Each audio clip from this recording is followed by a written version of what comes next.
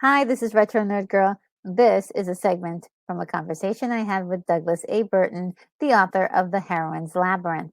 So, did you have any specific angles you wanted to Yes. go? Believe it or not, Retro, this film kind of hit me in the sweet spot where it got my thoughts running, and I had a lot of ideas. A couple things. One, this has a beautiful competing narrative of the hero's journey and the heroine's labyrinth simultaneously. Ooh, yeah. Yes. And I never noticed the heroine's labyrinth in it until this viewing, and then suddenly I became almost like obsessive with it. I was like rewinding and rewatching and taking, and I'm like, oh my God. And now I see this completely differently. And I even started to develop a potentially new idea for an archetypal design that I'm calling the magic language. I haven't thought it all the way through yet, but okay. Like Bubo the owl will speak and only Perseus can understand him. And it made me think of R2-D2, how all those beeps can be understood only by certain characters or Chuba. So, and then I thought about Newt from Aliens and how only Ripley could talk to her. And I was like, I wonder if there's something going on with this language, the magic language. So, so it led to a margin idea that I started penciling in, which I haven't had a new one of these ideas in probably at least a year and a half. I think the Black Swan was the last new one I thought of. So anyway, this one got me thinking, but it's really beautiful in this film how the hero's journey is interwoven with the heroine's labyrinth. Excellently. Yes. I could totally see it. Yes. And how important the heroine's labyrinth is to this story. Yes.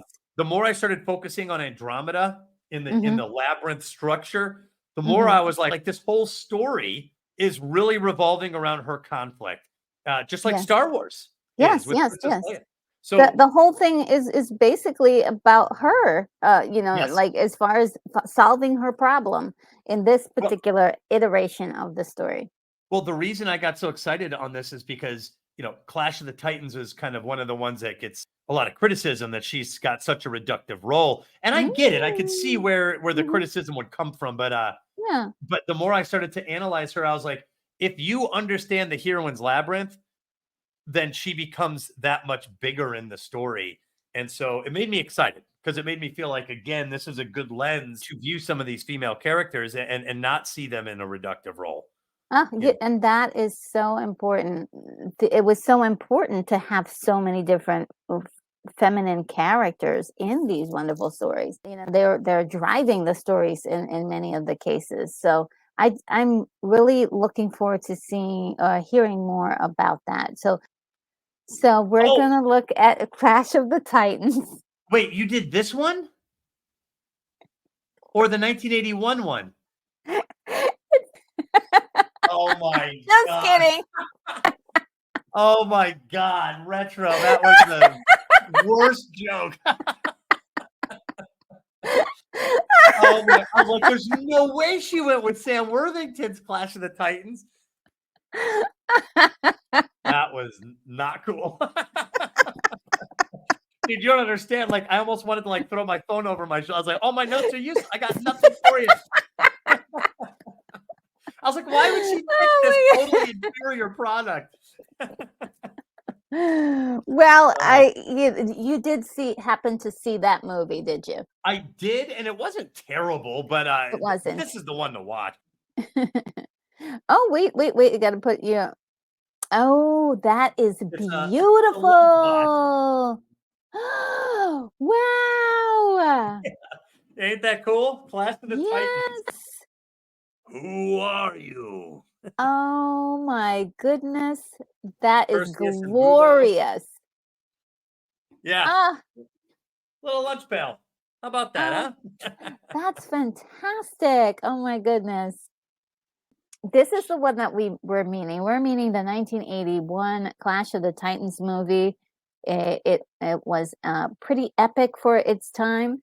It's directed by Desmond Davis. It is written by Beverley Cross, who also was the screenwriter for Jason and the Argonauts, 1963. This movie is starring Harry Hamlin, playing the role of Perseus, Judi Bowker as Andromeda, Burgess Meredith as Ammon, Maggie Smith as Thetis, Cyan Phillips as Cassiopeia. We have Ursula Andress as Aphrodite, Laurence Olivier as Zeus, and we have an appearance of Pat Roach as Hephaestus. The cast is star-studded and incredible. Yeah, Incredible guy. I mean, really, it is. Pat Roach was in this. Yes, he plays the person who makes Bilbo. Oh my God! Yes. Oh my goodness, that was Pat Roach. Yeah, okay, so you just got me. I had no idea that was him. I mean, we just talked about him in Indiana Jones. He played the dual role in Raiders of the Lost Ark. Yes. I think he's kind of one of those people where you just saw him pop up in a whole bunch of stuff, but never got that center stage. He was always there to hold up and prop up the movie, like literally. And in this movie, they said that Sir Laurence Olivier was very, very sick at the time, and at times he would just lean on Pat Roach and said something to the effect like, "I'm just going to draw energy from you." Oh, wow. Well, what's interesting is Laurence Olivier plays kind of a tired Zeus in this. Yes. He has commanding authority, but he looks, a little, like every order he has to give is another command, So it's interesting that you say that because it kind of comes across in his performance, and I thought it even made the performance kind of nuanced. I think so too. Now, the beginning of this movie really starts off with a set of tragedies or a tragic situation. A father is putting his daughter into a casket with her child inside, and they're gonna let it float off to sea. Very interesting set of events. It really stems from King Croesus of Argos and his daughter Danae. Prior to this, he had imprisoned her in a tower to stop this set of events that was going to happen, which was foretold that his grandson would end up killing him. It was kind of weird because he's just doing everything possible to avoid this from happening. In this story, they don't really quite give you that much of detail. They just know that tell you that he is upset because her having a child has sullied his name somehow, and he just wants to get rid of the evidence, if you will, and just send her off. Right. Yeah, I actually came back to this because I don't think I ever understood it as a boy. And I really wanted to understand it in a way that I don't think I ever understood it.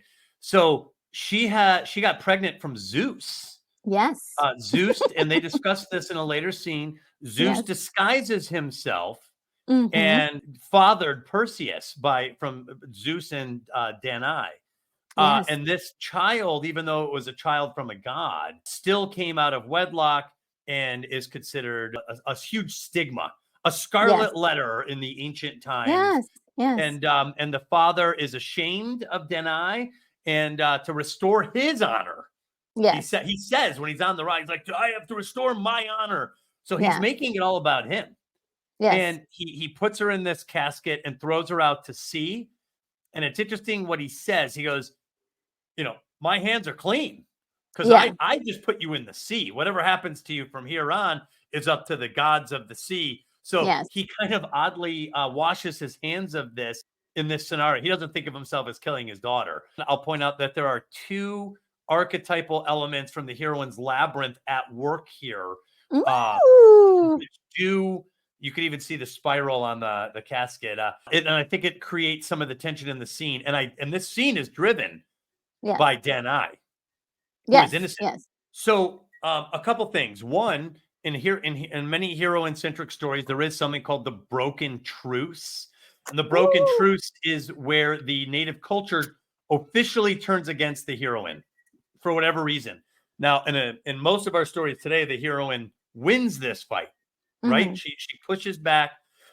It's Thelma and Louise being chased by all the police. There's usually a law enforcement arm present in these images. Princess Leia, the opening of Star Wars, Darth Vader's ship is bearing down on her. He represents a law enforcement arm, if you will. So that's a broken truce. The heroine is at odds with her native culture to such a degree that she's being outcast and potentially stigmatized and or killed. That's what this is. This is a broken truce. Her culture is turned against her. This isn't some evil person from far away. This is her father. This is her father doing this to her. Someone from her own household. So, she right? This would be extremely traumatic. Like A New Hope, this opens with a broken truce from a female character. Secondly, in the Black Swan archetypal design, the most primary example is the sudden destabilization of the culture from a natural disaster, which we'll see a really good one in a little bit. But when I started breaking down the archetype, there's a lot more in it. And one of the things in the Black Swan that I always pay attention to, the heroine may place trust in randomness, or the randomness and chaos of the Black Swan may help or hinder the heroine. The ocean represents the what I call the helpful chaos. This motif is in Moana pretty heavily. Princess Leia trusts the Death Star plans to a droid. She lets go. She lets chaos. She lets something random sit in the driver's seat. Heroines do this all the time. Now, she's obviously not choosing to do this, but random chaotic forces are going to steer her fate here. And that is not uncommon in heroine-centric stories. Moses' mother in the Bible, she puts him into a little casket and puts him down the river and trusts the randomness of the river. That archetypal power is at work here with Denai. It's amazing to see it in a smaller character in the story. We still are wrapped up in her plight. Yes. I think this really gives a lot more credence to the concept of the heroine's labyrinth actually being actively showing up in so many places, and that you just don't even know or recognize that it is there until you start pulling apart little pieces there. And I love how you just explained it and broke it down for us. This scene is so powerful, even though it is just the beginning of the story. It's just setting up what is to come. When you see this for the first time, it doesn't really hit you. You're just oh, that's just part of the story. It's not really that important. It really is the driving force, because through these actions is where we get all of the other motivations for other things in the story. That's right. There's a punch when you are witnessing something archetypal. And I think for all viewers, even me as a kid, and I'm sure you, when you see that casket that she's in pitching on an ocean, it's jarring and unsettling. It's her and a baby, and there's no one tending it. And he walks away. They all walk away. There's something that creates an awful lot of tension to that. And that, like I said, it's not uncommon to find heroines in either a state of chaos or trusting in the chaos. And in this case, the chaos ends up being helpful to her because it brings her safely to an island. Yes. And I believe with a little help from Zeus. Well, yeah. So, you know what else is interesting is the spiral is one of the symbols for both a labyrinth and for a hurricane, a symbol for the black swan. Yes. And you see the spiral designs on the casket. Moana, when she sails around, she's got a little spiral on her sail, on all her images in the movie. So it's just fascinating to me that I'm seeing the symbolism of the exact scenarios that were in visually in the scene. And this is subconsciously placed there by the creators. To be fair, it is a Greek symbol, but there it is. There's the spiral on the female character. That is a spiral. Wow. Yes. It blows my mind every time, but that was a great breakdown of that and that scene. There's a little bit more to this because the gods are really upset about this, especially Zeus. Zeus is pissed. He's not happy, and so he decides to destroy Argus for doing what they did to Danae and his son. He also manages to safely bring Perseus to a wonderful little island, and they meet a fisherman who helps him to raise him and takes care of Danae as well. So that's kind of a nice little thing. Now, the story doesn't really tell us what happens on the island very much, but in Greek mythology, there is a lot going on that island that I think is really like the true story of Perseus. Do you not know about that? Like what? There's more to the story on the island that wasn't in the movie. Yes, because the thing about these movies is that they're really iconic and amazing, and they're telling us some of a story, but they're not telling us the story of the actual Greek myths. They're kind of adapting it, and so they've changed a lot of things. They've created new characters, and one of the things about this island is that there was a king by the name of Polydectes, and he fell in love with Danae. Polydectes' brother was actually the fisherman who raised Perseus and helped Danae. There was never a relationship between himself and Danae, but he kind of protected them and helped them out. Yes, and so Perseus, when Perseus was grown, this is read from Wikipedia. When Perseus was grown, Polydectes came to lust for the beautiful Danae. Perseus believed Polydectes was less than honorable and protected his mother from him. Then Polydectes plotted to send Perseus away in disgrace. He held a large banquet where each guest was expected to bring a gift, but Perseus did not have a gift. So he said, whatever you want, I can get it for you. Since he was a strong and very virile young man, he had very great physical ability, and had fantastic reflexes. He's like, okay, I can just do it. Polydectes told him, go get Medusa's head for me. And he was expecting Perseus to go out and pretty much die on that journey. So yeah, that's a suicide mission. Yeah, so he could just have his mother deny to himself. So they didn't include this in the movie at all. They were like, we'll just forget about that whole thing, and we'll create some other characters. Skipped it.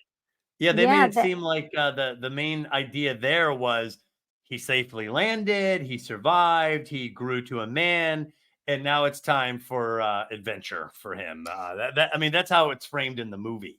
So this is pretty much how the gods have been treating mankind. they sleep with your daughter, and then they just destroy your entire world. City, yeah.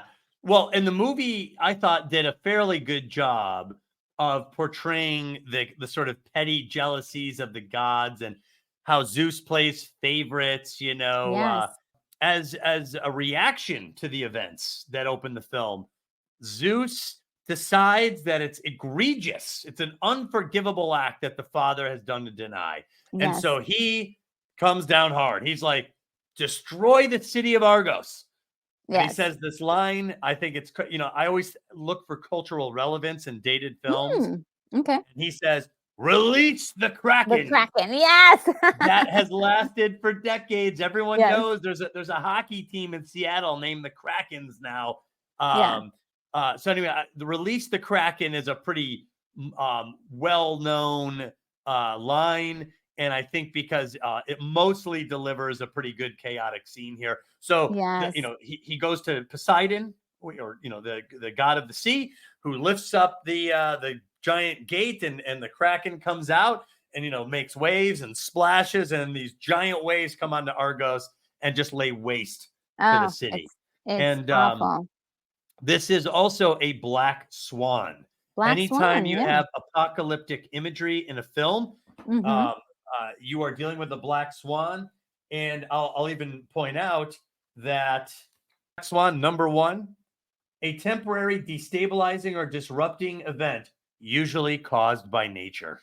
So the most common forms of a black swan are famines, pandemics, fires, floods, or other natural disasters. So here again, we get this imagery, and it is based on the offense done to deny the lover of Zeus in this case.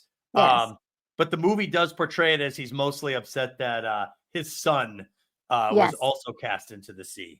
Yes, and that is also another big piece of it. A lot of those gods in Mount Olympus, they are also, a lot of them are half brothers and sisters to Perseus. So yes, everybody needs to come together to save to help Perseus, at some point. We have this incredible performance by Laurence Olivier, just delivering the character.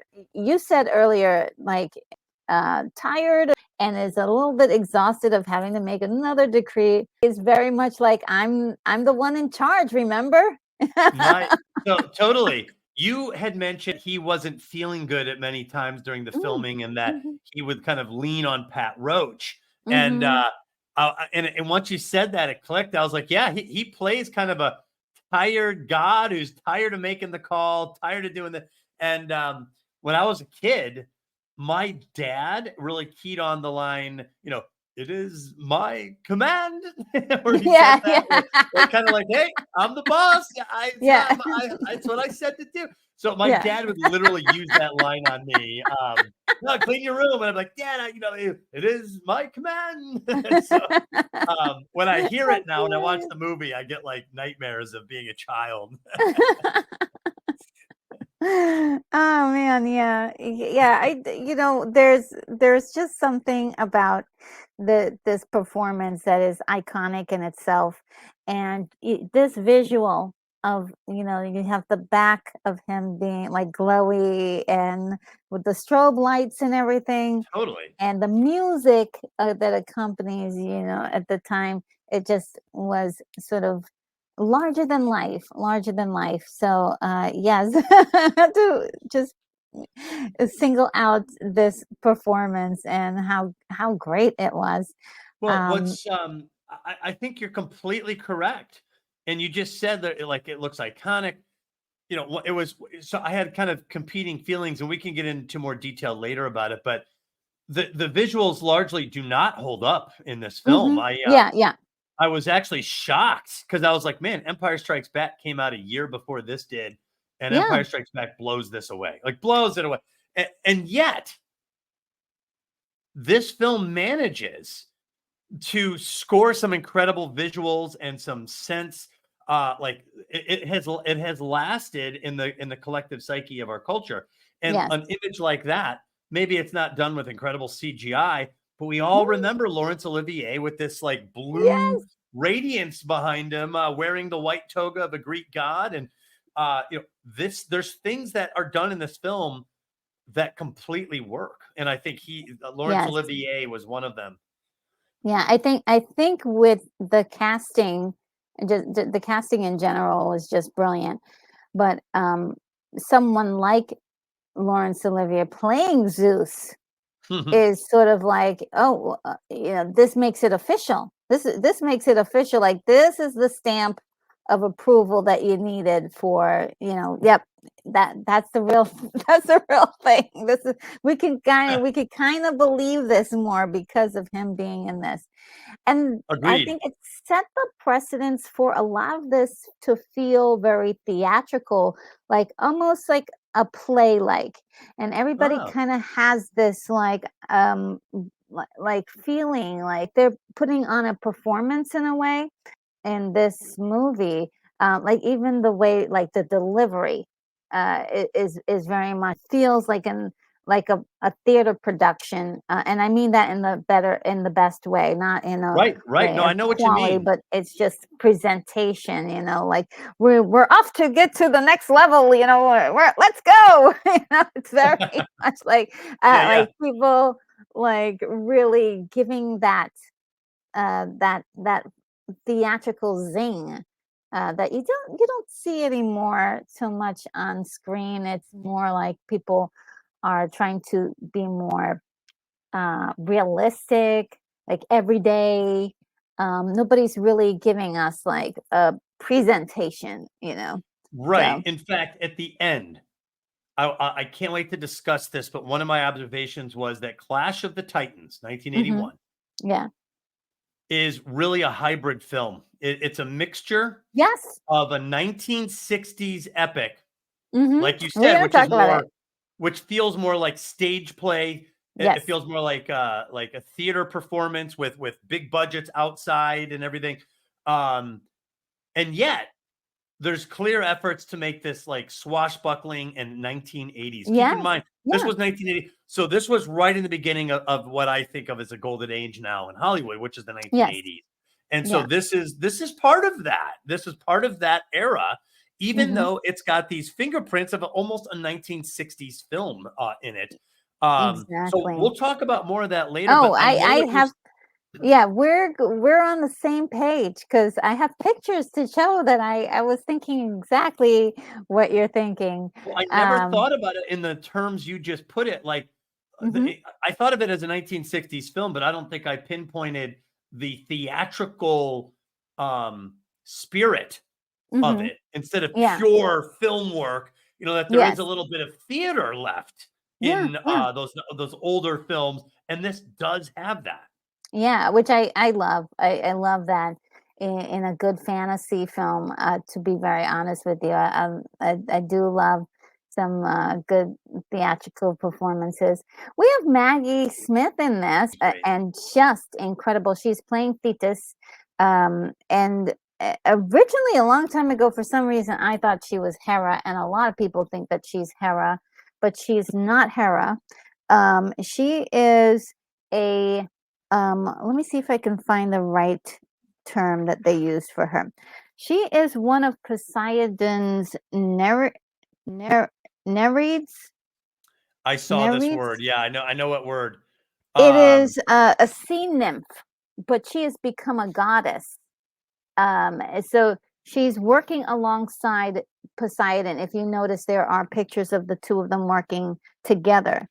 So and that this also comes to play in the real Greek myth of Perseus a little bit more. I know a lot of people thought that she was Hera. She is actually Thetis, who is a different goddess. This is the entire pantheon. But I thought there was something about this in general that reminds me of these guys from 1963, Jason and the Argonauts. And the Argonauts. Yes, we already mentioned that the screenwriter Beverley Cross did both movies, and maybe that's also part of the string, along with Harryhausen being part of that. Harryhausen had a big influence on the Clash of the Titans. He was not just the special effects guy. He was also like, you ran the music through him, you ran the script through him, everything ran through him. So this was very much a Harryhausen movie. So he was a lot different than other, say, technical creators. He actually was more like a director, but didn't, it wasn't able to get that particular title, I think, due to something to do with the Hollywood system. Yeah, I'm not sure exactly, but there's a technical reason why he only stayed. He didn't become a director, but he basically ran this movie. There's a lot of visual commonalities, and that, of course, that it's a Greek story, Greek myth story, of course. I just thought that it was very interesting how this was sort of like felt like a modern version. They had upgraded it a little bit and made things a little bit more, fitting to the 1980s. And there's Poseidon next to Thetis. Right. I found this. This was really a cool thing. This is sort of like playing cards, but with all the characters that you need to know where the. Isn't that cool? I totally want a deck. And we have a scene where Thetis is speaking through a statue of herself at a temple.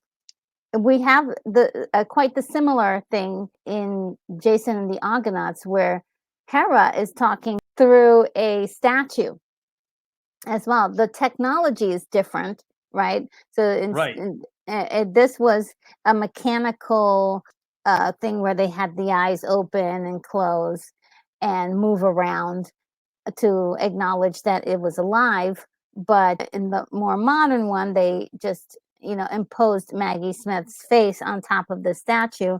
And I think it worked well. It didn't match up totally, but it was sort of like, we got really good special effects, and let's try to use those, those optical illusions to create this. And I thought this was one of the, like we said, that not every a lot of the special effects do not hold up. But this one I thought worked enough. I remember it as a kid. This giant marble head kind of coming off and landing, and then suddenly, boom, the eyes open up, and she's like, 30 days. I'll never forget. It was very, it felt like a Greek gods type of warning, Yes, I loved it. And look, to the special effects of that particular moment of having the head of the statue like crack and fall off. It was a great moment that was like definitely shocking, a spectacle to say the least. And I think there's one other one. So this is one other commonality between the two movies. We have the concept of these, like, the gods playing with a smaller version of like human figures. And just moving them around on a board. And I thought that was really cool that they carried over that same concept on from both movies. And I don't see that repeated in other movies, just these two movies. So. And I love it. How memorable was it? Again, my child brain, which I still love to this day, loved the idea that he could take a figurine off of a divine wall and affect events on the planet. And even, at one point he grabs Calibos as a regular person. He sets it down, and there's that like animation of Calibos like turning into this formation. And then when that's now the figure, and he sets it back up in its place. There was something that is extremely powerful and memorable about a god that plays with humanity like toys, like my Star Wars figures. Yes. And I think it is it's like a visual metaphor for that, like, we're just fodder for the gods, and if they decide on a whim that your city gets destroyed, the entire, that's what happens, just like he said, like, it's my command. It is my command. So, no big deal. And it doesn't matter how many people, get pregnant and how many weird things happen. Human beings are just at the fate of the whims of the gods. And that could be anything. That could be getting you pregnant or getting like facing a black swan. And like, you never know. Right. And for the case of, someone like Medusa, when we get to, definitely, we say a big wrong was done to her in the story, and she just had the worst luck ever. Yeah, I mean, totally. From a heroine's labyrinth scenario, but I would. So the two main ones though are Deny, and then Andromeda. I was kind of amazed by how much Andromeda actually has a structure in her story and her character line that follow the heroine's labyrinth, and then how important the heroine's labyrinth is in all the other events in the story, including the hero's journey of Perseus. Yes. Prior to this, we have a situation where Zeus turns Calibos into a monster because he has done so many horrible things, including hunt the flying horses. We have Thetis very, very upset, very, very angry and upset that she cannot get Zeus to have some mercy on her son. But her son was spoiled. He was taking advantage of his deity-like status, and he was doing some pretty big harm. Zeus kind of neutralized him and sent him to the swamps. Right, that's right. So Calibos. So while analyzing this, this film does have two main villains, and one villain mostly fits the masked Minotaur archetype for the heroine, and the other villain fits the distant dragon archetype of the hero. So in this story, the Kraken is akin to the distant dragon archetype. It is the giant creature that must be slain. It is a culture destroyer, and the hero must stand up to this overwhelming militant outsider. Whereas Calibos, now this is Calibos as cursed by Zeus. Cursed, yes. Before he was cursed, he was a social apex character. And like you said, Retro, he was not a very good guy. He seemed to be possessive and decadent and spoiled, and took things for granted. And he expects to marry Andromeda. So he was the original suitor for Andromeda. And the masked Minotaur, according to the heroine's labyrinth, has what's called possessive love for the heroine. And possessive love is not a good thing, obviously. Yes. There's a desire by the Minotaur to possess the heroine because he's attracted to her sacred fire, and he wants to possess that. And what makes the Minotaur different from the beast as ally is that the Minotaur cannot let go of that. The animal, savage tyrant is the dominant side. And what's interesting about Calibos, like the Minotaur, he has half man, half human. He even has horns, like a Minotaur. So he fits that role. I would say that if we wanted to improve the film from the heroine's labyrinth point of view, that Andromeda should have defeated him in this rather than Perseus. It should have been her because he is her problem, and Perseus interjects himself into that situation. He's a good guy, but Perseus comes into this situation. It is really between Andromeda and Calibos. It is it's very interesting. Calibos is a character specifically designed for this movie. Yeah. When you read the story about Perseus, he has got a lot of stuff going on in his it's his journey in the Greek mythology. And there's a couple of people that you could say are like really would be perfect to say like, oh, this is the bad guy for him here, and this is the bad guy for him here. But I think it was very interesting, like just for the purposes of the movie, to create Calibos. He's actually based on Caliban, which is a villain from one of William Shakespeare's stories, The Tempest. Oh, I never knew that. Yeah, which is very, very interesting. The actual son of Thetis was Achilles, from the story that we all know about, Troy and the Odysseus and all those guys. From the Odyssey? Agamemnon and the boys. Yes. So interesting. It was very interesting having him in the story because they used him as a drive for like almost everything. And he would just like show up and wreck things up. Like it's like, what is happening? So I think that was the purpose for having him be there, even though the issues that between Andromeda and Calibos was like a real thing that they needed to deal with, and a real unfinished love story.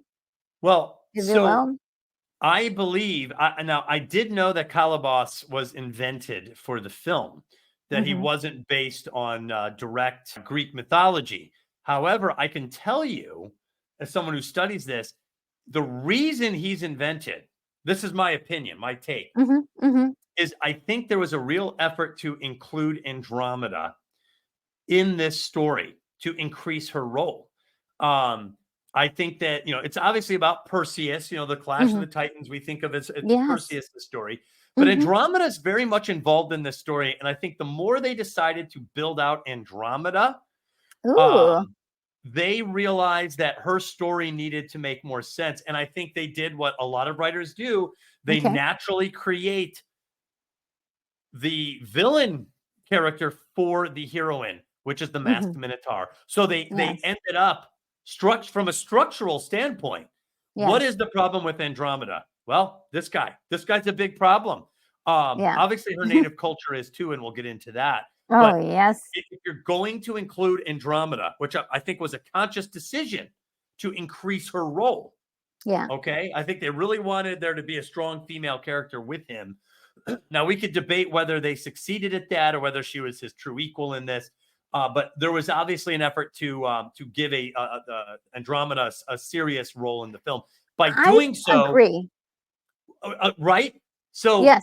I think once the decision was made to make Andromeda a serious character, it became necessary from a structural storytelling standpoint to understand who it is that's causing problems for Andromeda. And that's the reason this character was invented. And he structurally fulfills the role of almost to the T of the masked minotaur. And there are some other ways that his character expands the labyrinth, but he fulfills that role. If you want Andromeda in your story, you need to know who the masked minotaur is. And here he is, Calibos. Yes, and he's unmasked. He's not wearing a mask. He's just showing. Now, so there is a nuance in horror. In horror films, the disguise of the Minotaur is less important. He's not necessarily a social apex character that's disguised by a pleasing human face, which is the typical mask of the Minotaur. In horror, the Minotaur is unmasked. Sometimes they'll wear a mask, but it's to hide a deformity, like Michael Myers or Leatherface or something, or Buffalo Bill. In Silence of the Lambs, it's a horror story. So the issue is that the Minotaur is hidden. In horror, the Minotaur is hidden more so than masked, and he is hidden. In fact, his name is the Lord of the Marsh, which I love that name. Oh, and because he's not out in he's not in the social apex anymore. He's sort of working. He's in the swamp. Right. He's been outcast because of his deformity. So he can no longer disguise this animalistic self. You could even make the argument based on the screenplay or the film or the dialogue that this is his true form. It is his true form. Yeah, because that's what I was going to say. I was just about to say that his unmasking may have been the whole transformation of that Zeus puts him through, because he's a good-looking guy before, and now his true self is the monster that he is embodying and so Clash of the Titans takes the horror side of the masked minotaur by undisguising him and having him hidden in society or hidden around society in this lair like swamp. That. I love that. Yeah, that's really cool. Calibos is very, very fascinating, and he has set up this whole thing with Andromeda where every night her soul leaves her body. Yes. I remember seeing this when I was a kid, and I was like, what? Her soul leaves her body, and a giant vulture take her to his lair. And every night he tries to seduce her. I'm not even sure what exactly he gives her a riddle. Oh, yeah, the riddle. So that he gives her a riddle. Yes, thank you. to block other suitors, right? Because his mom, Thetis, says whoever tries to marry her, now that Zeus has kicked my son out, whoever wants to take his place is going to have to answer a riddle, and if he doesn't answer, I kill you. When Perseus first shows up in Joppa, he sees that someone burning. He's like, "What's going on there?" And he's like, "Oh yeah, another suitor for the princess. He didn't hold up, so we burned him at the stake." So that is the possessive love of the Minotaur. Whoever tries to go near Andromeda's sacred fire, Calibos and Mama are gonna nix this. They're gonna. So Andromeda is being possessed by this man in this way. So this night sequence is actually incredible. Once I realized that this is it fits the archetype of the poisoned apple. Oh, yes. Now, okay, yes, I see it. Yes. So, and like you said, it's a super memorable sequence, right? She's like sleepwalking, but she's still, her physical body's still on the bed, and her soul gets up and kind of sleepwalks out of the room, and she gets into a cage. That's the symbol of possessive love, by the way. Yeah. Cages are always symbols of captivity. Now, the gilded tower, cage. Right. The tower is usually the symbol of captivity from the native culture. The tower. Up above, heroines are rarely kept in dungeons down below. They are always kept in a prison up high. And I think the messaging is, psychologically, they're too precious to risk. You know, we cannot risk you. We cannot have you in society. It's too dangerous out there. But they're held up in towers. Cages are usually the symbol of possession by, you have it right there in the imagery, the masked minotaur. So the poisoned apple, first off, the poisoned apple is something internal. So the poisoned apple usually shows up in Act 3 in the Heroine's Labyrinth, usually. But structurally, as an archetypal design, it has certain features, and this meets those features. So these are some of the bullet points for the poisoned apple. 1, it's usually delivered by the masked minotaur. It is. 2, delivered through premeditation and in bad faith, often disguised. I would say this is disguised because it comes to her while she's asleep. Knocks out, disorients, or disables the heroine, which this clearly does. She's very clearly in a trance-like state. Yes. The poison is something internal. Ingested, injected, implanted, or embedded. And you said this is her soul.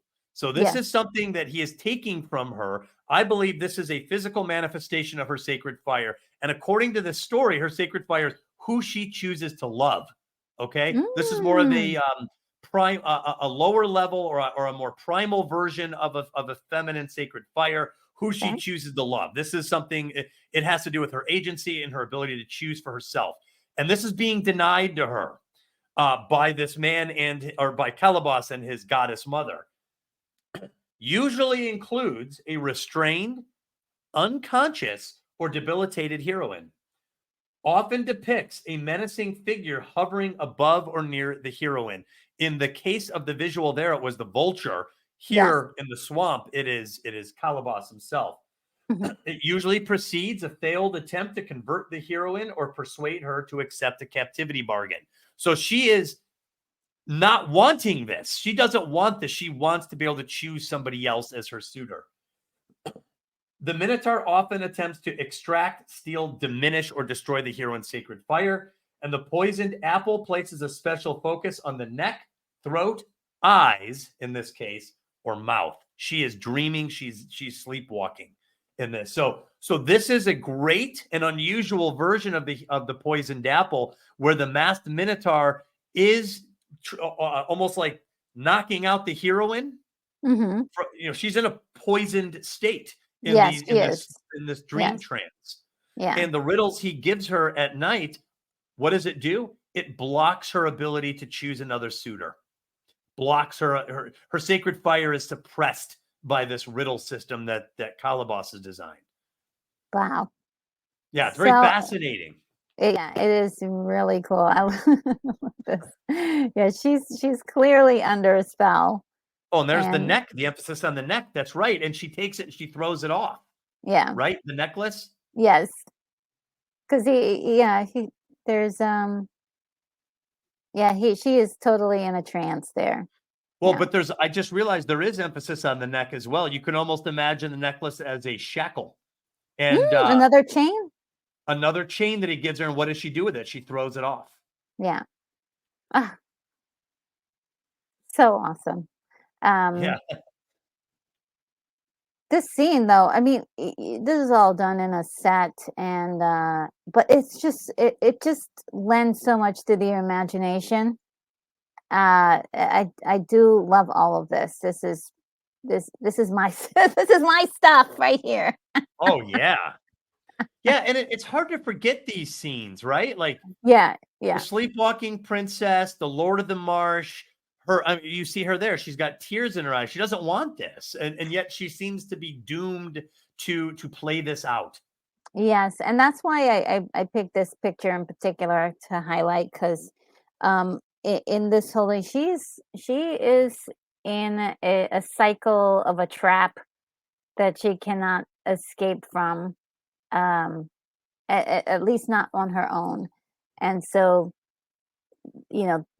Perseus is definitely what we don't we didn't explain yet. Hopefully other people, you've watched this movie and you know that Perseus is watching this all happen. He is wearing an invisible helmet that turns him invisible, and that was one of the gifts that he was given by the gods. And again, as I mentioned before, the gods are his a lot of them are his family. Basically, they're all sort of related. They've given him these gifts so that way he can use them in his journey. You have sacred fire symbolism there. I've always been amazed by how often this happens, and I just realized in your still shot, it's almost a perfect still shot. Yeah, a heroine's sacred fire is one of the driving forces of heroine-centric stories. Like it's a very powerful concept, and in this case, it is like we said. The sacred fire is Andromeda's ability to choose who she wants.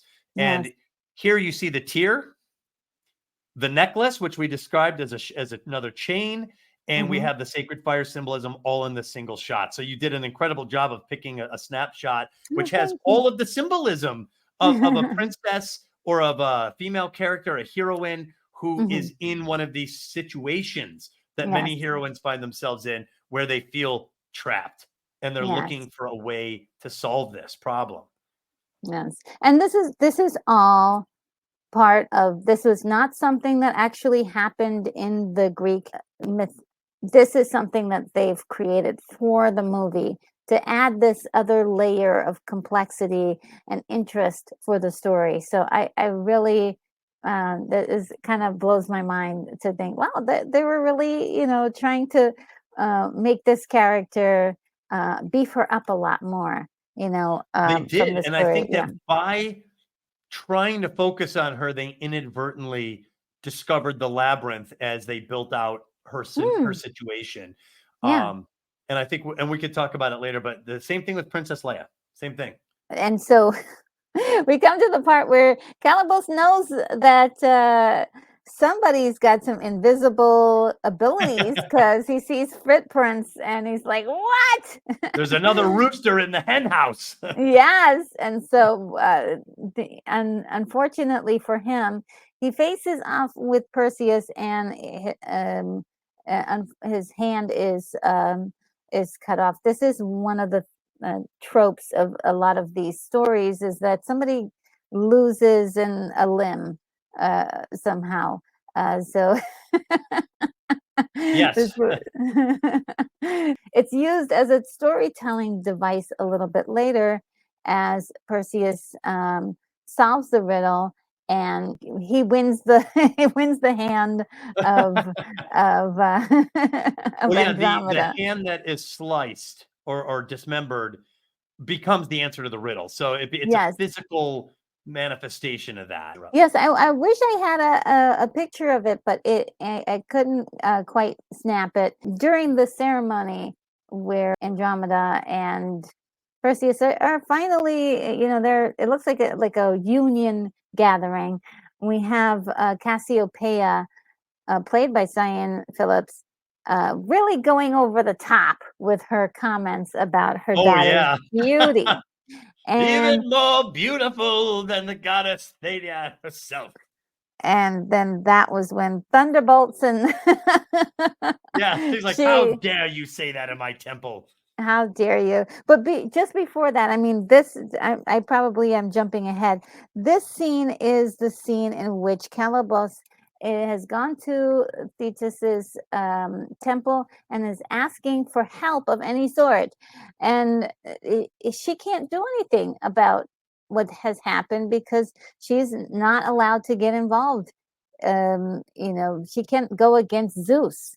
And so this is, I think for her, she's in a complicated situation where she's like, I want to help my son out, but I can't. And Zeus basically says, do not interfere. Yes. I've made my decision with Calibos. So Calibos comes up with a solution. Then if you can't mess with Perseus, Zeus's golden boy's son, if you can't touch him, then go after the people he loves. That Zeus that do not have Zeus's protection. And mom's like, I got you, son. Yeah. But and also here's another thing is that, due to Thetis's actions, she's actually the cause of all of this, because in this story, because she is the one who decided to get Perseus involved in all of this. He would have nothing to do with any of this if she hadn't have taken him from the island. And you are totally right. Yeah, so all of this is really her fault. Calibos losing his hand. So as a story plot, I wonder if, the character at this point is feeling a little bit guilty for like, I messed up. I should have just left him on that island. Yeah, I kind of messed up. Now I've made things even worse for Calibos. Maybe, I need to up the ante a little bit and correct some of the things that I've done. There is true love between them. It's more like love at first sight, which is very much like the Greek mythology. They see each other and immediately there's sparks, but right. Well, and he is more worthy than Calibos. So what's interesting is Perseus does go on the hero's journey in this. So there's a lot of hero's journey stuff in here, and I love it. It's a good hero's journey. But what's interesting when you look at it, when I start to see it from her perspective, when I focus on Andromeda to try to figure out, how her story's put together, Perseus is her beast as ally. A lot of times the knight in shining armor for the hero's journey is actually the beast as ally in the heroine's labyrinth. The same guy, the same role. And remember I said there's a doppelganger effect usually between the beast as ally and the masked minotaur. Yes. Both are sons of gods and goddesses. Yes. Right? They're both. One is Zeus. They're both. So there you have this doppelganger effect, and I even noticed in a strange way they have imagery. Both capture Pegasus. There's scenes that are like almost identical with him capturing Pegasus, and then later with Calibos capturing Pegasus. So there's there is a little bit of a doppelganger effect. They're two sons of gods, basically. One, the animal side is dominant, and the other, his humanity is dominant, and she chooses him. And that is her sacred fire. That is her right. That is what she wants. She wants to be able to choose the man she thinks is worthy. And obviously, according to the story, it is Perseus. Yes. And we get to the point where Thetis is pissed because how dare you, say that she's more beautiful than I am, Cassiopeia. And the wording is a little bit differently done in the Greek mythology. It was something that Poseidon himself got pissed off at, not her in particular. Oh. But Poseidon was like, what? So I thought that was very interesting, that Poseidon was the one, was the true, like, bad guy at this point. He didn't necessarily say, I want your daughter's life. He did say that he was going to release the Kraken. Well, not release the Kraken. He said he was going to raise one of his monsters up. And so that just reminds me that the Kraken that we have, or the idea of the Kraken in this story, is actually a lot different. The Kraken is more of Norse mythology and is more like a squid-like monster that you would find in sort of like a Lovecraftian story. But in this one, he's just some sea creature that is terrorizing the area. The sea monster Thetis is his name, which is really good. Yes. So the sea monster Thetis, and I believe that they didn't really say much about the way he looked, but he definitely did not look like a Kraken. So that was that very, very interesting change. But the Kraken sounds more epic, let's just say it, Billy. Release the Kraken. Yes, there's more impact on saying that than say release the fetus. It sounds like you're saying release the fetus. Yeah, maybe that's why. Sometimes when you say these things out loud, you're like, do we want that? Is that where we want to go? But I will say, I thought that the design of this Kraken was pretty freaking cool. He had multiple arms. He had kind of a sea monster look, a big tail, almost like an ape-like face, but fish-like skin. Like, he was pretty threatening, and they showed his full power in the beginning by destroying Argos. So we know this guy can get the job done, Yes, he's pretty impressive in the story. Well, okay, so this was actually another piece that I thought was very interesting, because she goes on the journey with them, which is very, and then like, say whatever you want about, she's just a victim, and she's in the Greek, mythology, she was that she was that character. She was just on the rock, and the guy came and saved her. And she got married, and happily ever after happened to them. And she became one of the constellations. That was her life in the Greek mythology. But here they actually was like, hey, we're gonna take her on the journey. She was very assertive. She's like, when the queen, when the queen is absent, I act as the person in charge, and I say that I'm staying. And I was like, wow, look at this one. I actually, upon the rewatch, because I watched this twice in preparation for this. This is why it became kind of a fascinating study, and I realized there's a lot here to unpack, a lot here. And I realize also that it does have the hero's journey and the heroine's labyrinth. And that fascinates me, because these tend to work together very well. And so when she goes on the journey with him, I was like, Andromeda goes with Perseus? Because the hero's journey features the departure from the native culture, in which Perseus, the native culture stand-in for the story, is Joppa, the city of Joppa. That's where the princess is from. And he becomes from her point of view, he is the beast as ally. From his point of view, he's the knight in shining armor, baby. He's going to get it done for you, and her, she's like, yeah, great. And the marriage, by the way, which we were talking about earlier, he has proven himself worthy. And that is a massive factor for heroes to become there's this big argument, and it's a good argument. You don't want to portray women or female characters as prizes to be won.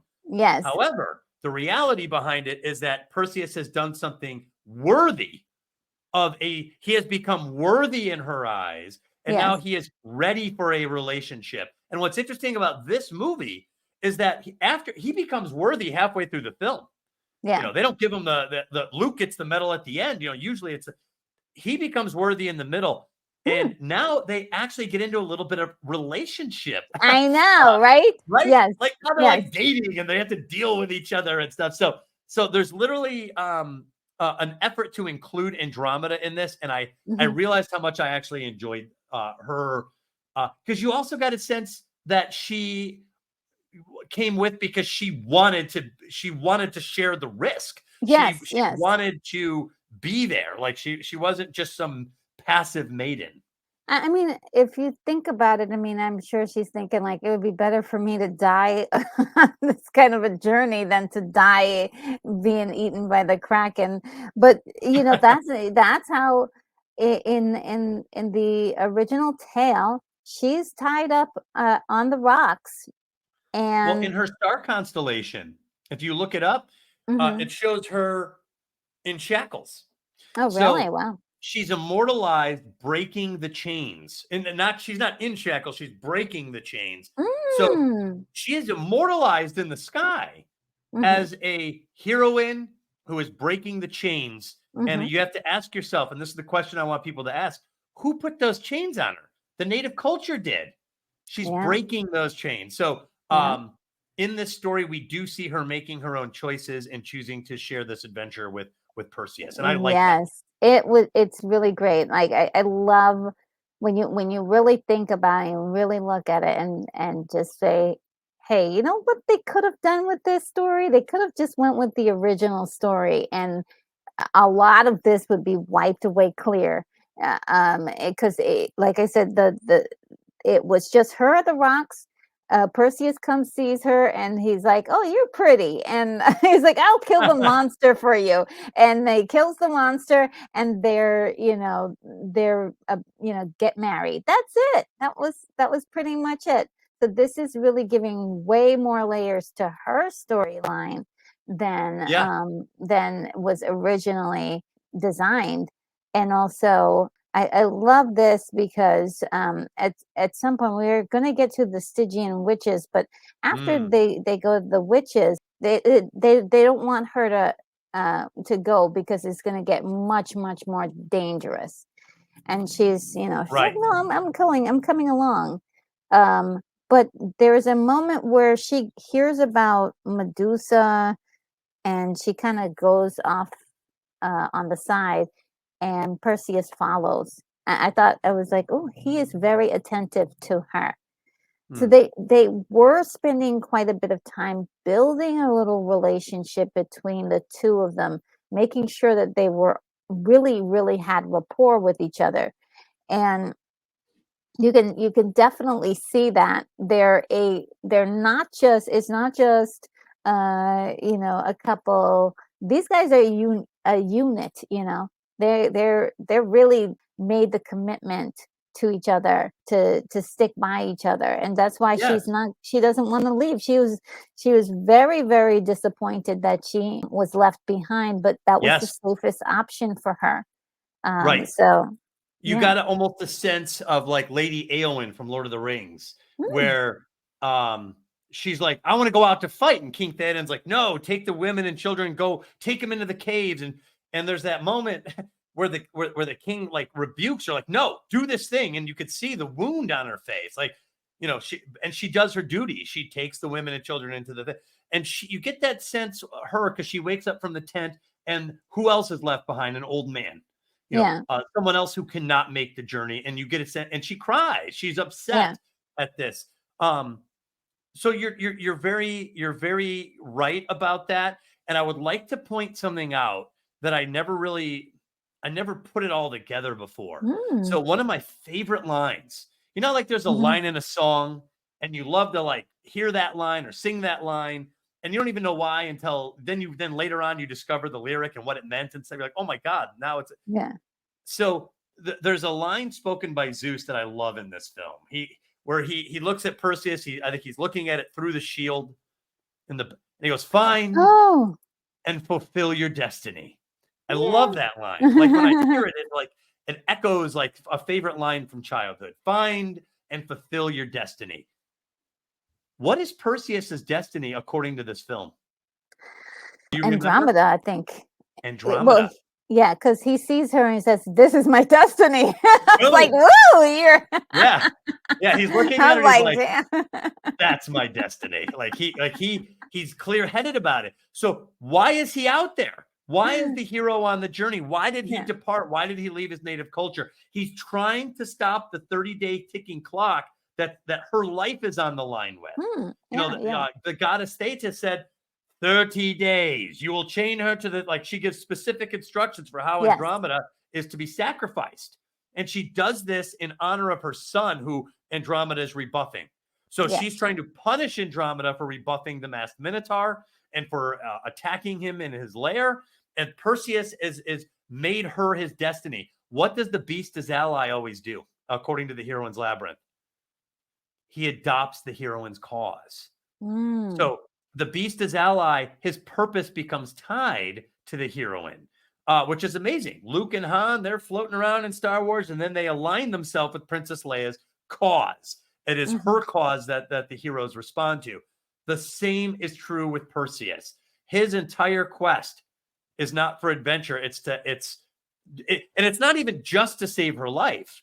It's so that he can marry her and have a life with her. That's why he's doing this. So when you point out that there's some real time spent with them, I think that that's important for the story, because it underscores from his point of view, his destiny, and from her point of view, her sacred fire. She chose this.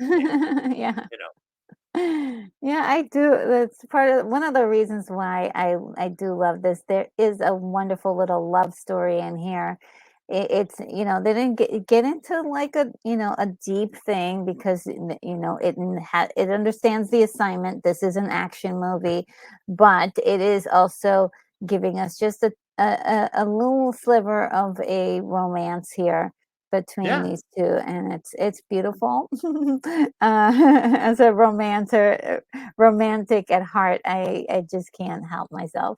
Now the witches, the Stygian witches, this is really probably one of the most fun parts of this, because these ladies are just I think they're funny, and they are they are slightly comedic and a little wicked. Yes, and they have dead bodies sprawling all around, and some guy is in the soup. He's still alive. He's like, get me out of here. Get down there. Yeah. Well, they have dialogue. They suggest that these witches are cannibals. Yes, they are. They are. Yeah, they are cannibals. And so that's why there's sort of like a distance between Perseus. It's like, I don't want to get too close. Yeah.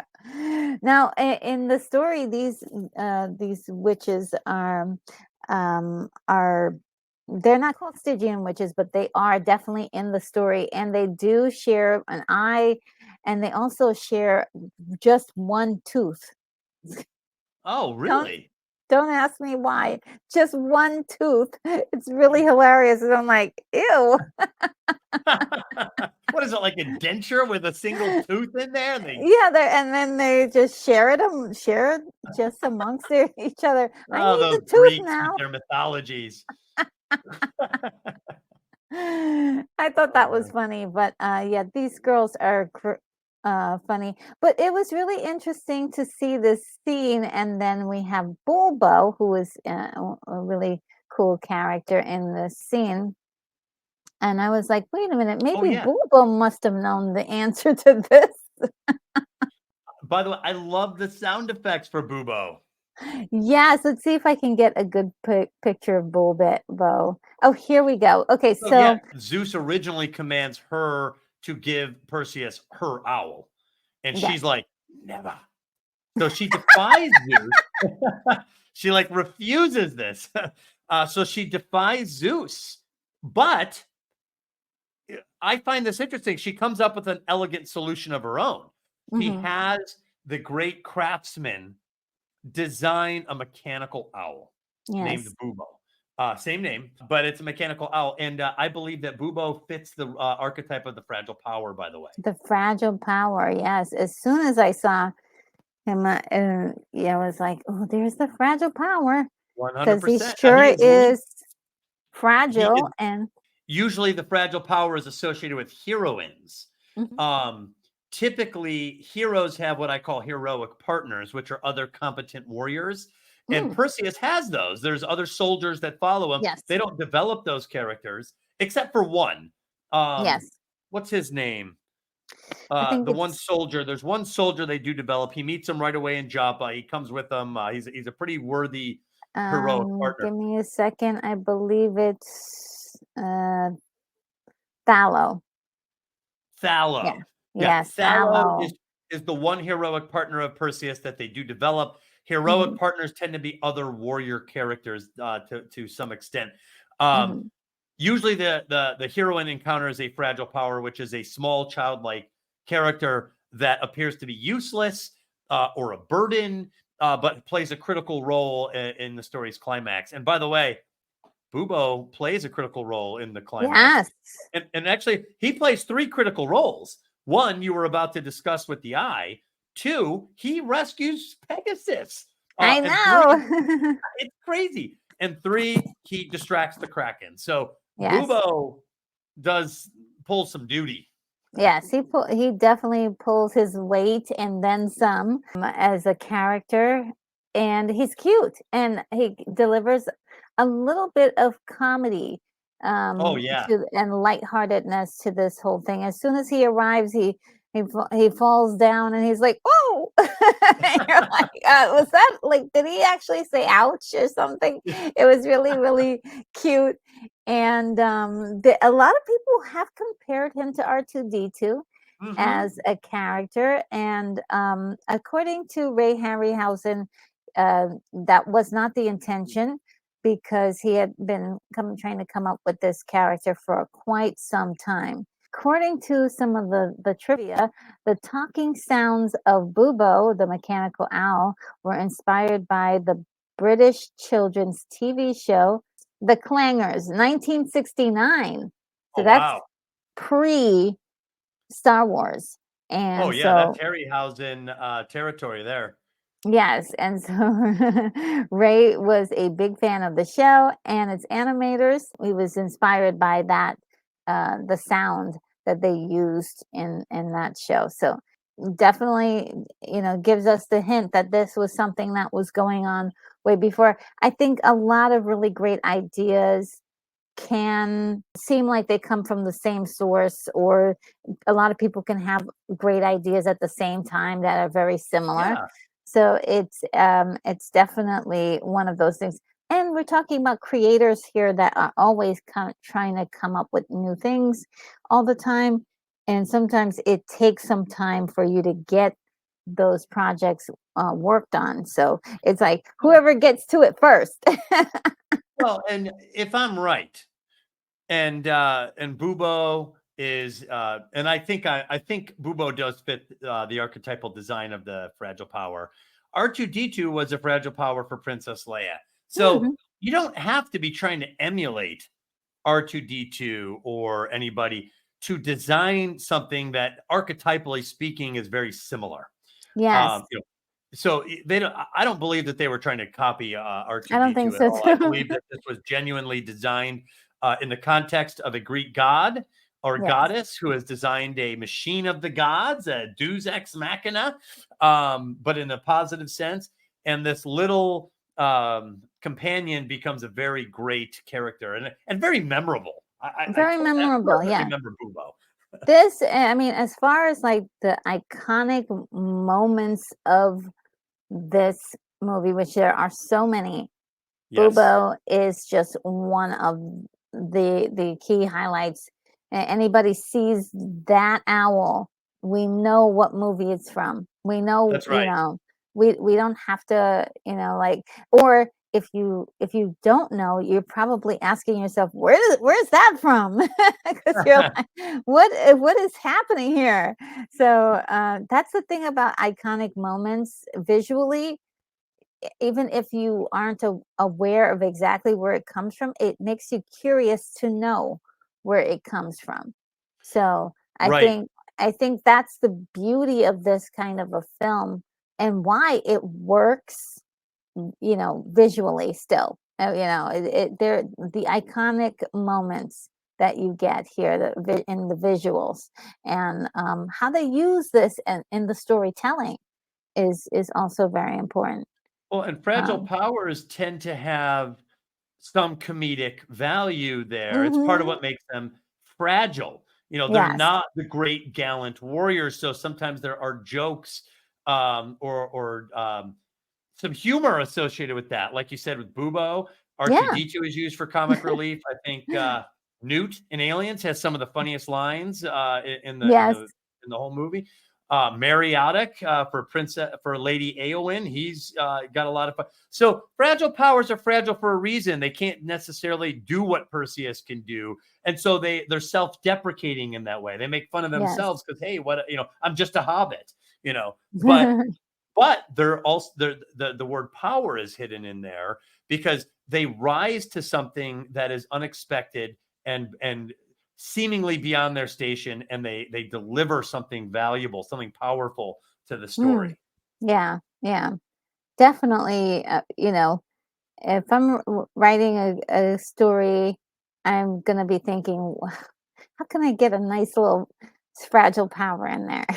Yeah, well, and that's part of the fun is you get to be creative. That's why I think this is an original idea because who thought of a mechanical owl in antiquity? When machines just were not. So there's some real creativity to this design and this character. So I applaud it, and I think this was a successful character for the story. Yes, I love it. I love it. And these guys are, they're getting ready to go to face Medusa. This is they take a ferry across the river Styx, and they go to the island and face off with Medusa. A lot of this has been doctored up to be theatrical. The story of Medusa. Do we want to get into that? Because that's juicy. Yeah, shall we? Yeah. Okay, yes. Shall we get into that? Enthrall us, retro nerd girl. If I can remember the story, we're going to go back. So the story of Medusa is that she is a gorgeous young lady. She has two other sisters that happen to be immortal, and she keeps going to the temple of Athena, and she decides that she's going to be a priestess there. And Athena and everybody just are pretty much jealous of the fact that she is gorgeous, and like anytime a man sees her, pretty much all of them fall in love with her just by looking looking at her. And she has beautiful, gorgeous, long, flowy hair and just these gorgeous eyes. So at the time, is it Poseidon? Poseidon again. Poseidon had a problem with Athena. They were having some disputes. Typical gods. I know. And and so Poseidon came up with this idea. It was like, okay, if I can have this beautiful young girl that is a priestess that everybody, pretty much is jealous of, I can, really get underneath Athena's skin. And so he did that. Now, there are different stories. Some of them said that he actually did seduce her. And then other stories said that he did force himself on her. Whenever that happened, it happened inside of Athena's temple. And Athena was pissed. Right? She didn't care like whether it was whose fault it was. She was just like everybody, she couldn't do anything to Poseidon, but she could destroy this woman, Medusa. So she turned her into a gorgon, and Medusa's sisters came and said, hey, look, don't do this to our sister. They were taking up for her. And so Athena also turned her sisters into gorgons as well. What? And so, yes. Yeah, that's completely unfair. I know. It's like crazy. He spent a whole bunch of years on this island, and people, well, actually, it was like the north of Africa. And so a whole bunch of people came to try to kill Medusa because everybody wanted her head. Everybody was specifically coming after Medusa in particular. Medusa became very much of a hunter herself. Anybody who came close to Medusa's lair would be immediately, dealt with, as it's presented in this movie. And so the way they kind of structured it in this movie was way more exciting than it actually happened in the Greek mythology, because she was just like pretty much asleep when this all happened. And so he kind of snuck up and did the deed, and it wasn't like a big like thing. And like in this movie, they really made this exciting. I mean, you had the two-headed dog in front of guarding this place, which was, I think, yes. And it was supposed to have 3 heads, but they couldn't. They didn't have enough time or money to do 3 heads on the dog, so they only did 2. Like, I know you want 3. We can only give you 2. We're running out of time and money. We're running out of heads here. We're down to 2. Just 2. Okay, just 1. Okay, well, back to 2 again. That's just a wolf. So yeah, that was a pretty exciting scene, and I really loved. As they're coming close to this place, they're getting the proper examples of what can happen when you face up against Medusa, that you can turn to stone. And I love these little moments of sort of like, yeah, turn back now. This is when you should turn back now. And when the dogs come out, like, you're like, okay, you either run now, or this you might not make it out of this. And so we talked about this for the Never-Ending Story. Yes. That when monster combat is a very typical feature of the hero's journey. Mm-hmm. They're usually far from home, and they run into large exotic monsters, which evokes either the hunter or the warrior, right? Either you're fighting militant outsider citizens or soldiers, or you're a hunter and you have to go slay the woolly mammoth and bring it home. It's scary. Yeah.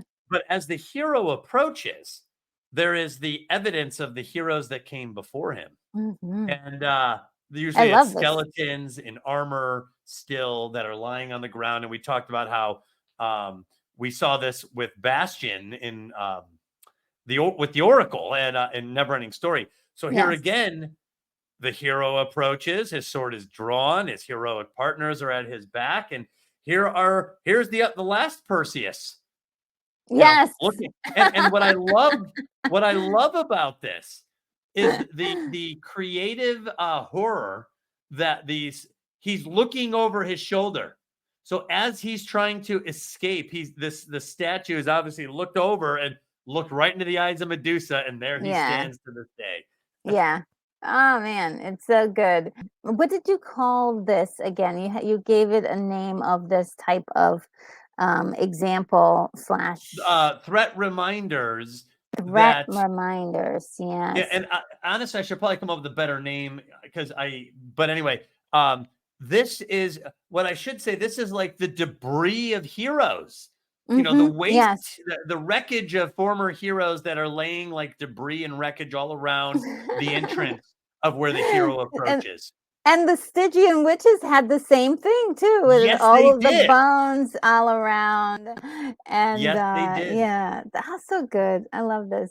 And just so you know, mm-hmm. From a long-standing academic perspective, Cerberus is one of the most famous example. The 3-headed, or in this movie, 2-headed dog, wolf, is a famous example of a threshold guardian. Oh yes, which is a threshold guardian. For those who don't know, or maybe you do, in the hero's journey, a threshold guardian blocks. It's a belligerent sentry that stands guard in a way and blocks the hero's passage.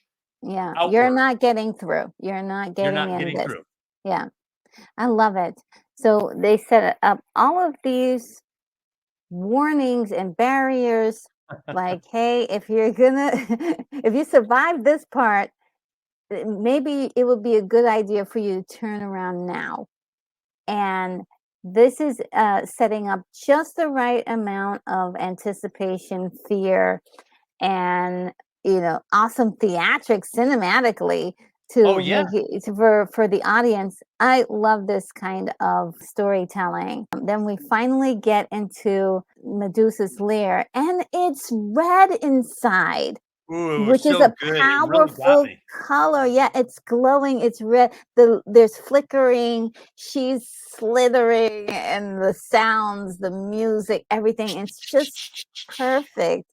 And just to set up that beautiful feeling of unease and fear, and just it sets the mood beautifully. So this was one of my favorite parts of the movie, just based on the mood that was set here. And this is a stop motion character that Harryhausen is moving moment by moment here, and it looks fantastic when you look at the movements. This is supposed to be a character that is um, a reptilian kind of, not exactly feeling like a human. And so I bought a lot of the movements that you would get from a stop motion character, and I just enjoyed it so much. Look at that! Look at that! No, you're so right, Retro. For all the criticisms that I could lay at the film today, from the safety of 2024 in terms of its visual effects, flaws. Mm-hmm. When he walked in there and that red chamber, and remember, the first shot is an empty chamber with a fire basin centered in between the pillars. And I was like, oh man, that is freaky. That is like dreadful. Like, you should be terrified going in there. And there's more men of stone inside here. Other heroes have made it this far. So a couple things that crossed my mind, and even more so since you told me a little bit about Medusa's story. If she was taken by force in that temple, then this is a tragic figure, because A, she didn't do anything wrong. Yes. The criminal was Poseidon, or whoever the male. She's an innocent victim, and then she was punished. And then here this hero comes up and kills her. Like, what kind of a life is that? That's a terrible life. So one thing I noticed while watching this was this is a home invasion from her perspective. Yes. She's not doing anything to these guys. These guys come into her place. This is where she lives. Like, yes, she's cursed, and we can debate whether the curse was justified or not. But this is where she lives as a cursed being, and these people come into her place, as many of these heroes have. So this, to her, is home as battleground. She has to defend her home from these warrior types that keep showing up at her doorstep all the time. Yeah. All the time. And then so, I have a discussion in the book about the warrior type for heroines, and I have a bit of a discussion about the archer huntress, and how this seems to be the preferred warrior class of heroines. And I noticed that Medusa uses the bow and arrow, and she's very proficient with this thing. Oh, yeah, she is. Even while watching this, she takes a couple shots at these guys, and she hits one guy. He's like barely looking behind. She's like, "Skum, all right, you're gone." And then she starts shooting at Perseus and like barely misses him. I was like, Perseus, you better watch out, bro. She's good with this bow. Like, she's not missing by much. So I noticed that, and then anyway, but also, just taking a step aside, I noticed how the filmmaker took his time, not only getting to this island, the whole scene with Charon crossing the river Styx. That was a lengthy scene with some like ominous music and a lot of sounds of like a rowboat against like a soft water. And I remember it, like, while watching it, I still remember the dread. And then when they enter this inner sanctum of Medusa, which is very menacing, this scene goes on and on and on. But it's a long scene. It's a long scene, but I loved it. Yeah, it's great. Well done. And I would say it really reminds me a lot of the 7 skeletons at the end of Jason and the Argonauts, where you have that like big scene with the biggest special effect you got for the movie. And it just has the visuals of seeing her move and hearing her move is just incredible. They play through every single moment that Perseus has to get to that victory really clearly. So somebody thought about every single action that had to be done to get him to the victory. It wasn't cut in a way where you're like, oh, what just happened? It was very clear. Exactly. That's a great point. Yeah, very clear, very understandable, like how he got to where he needs to go. There's that moment he's behind the pillar and he's already like, he's kind of done the moment with Luke where he closes his eyes and says, I'll trust. He hears the sound of Zeus saying, "This shield may one day save your life." Save your life. Which is basically like, Luke, use the force, Yeah, you're right. It totally is. And he throws it and he's like, he does something weird. You're like, what is he doing? Which he's, basically using the shield as a reflection or to trick Medusa into believing he's right there. And then it follows on to another set of events where he has the upper hand for until he can do the deed. And so all that beautiful tension, all that beautiful work of slowly getting there was just so well paid off.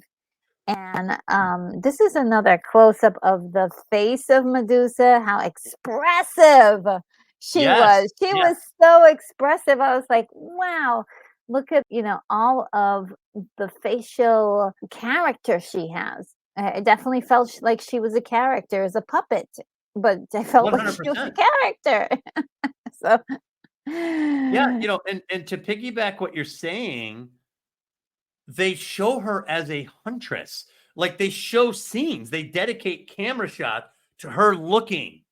She's looking for him. She's drawing arrows. She's taking shots and backing him off. Like they really portray her as a proficient archer huntress, and they make her a menacing. Like when Perseus wins, I'm like, huh, wow.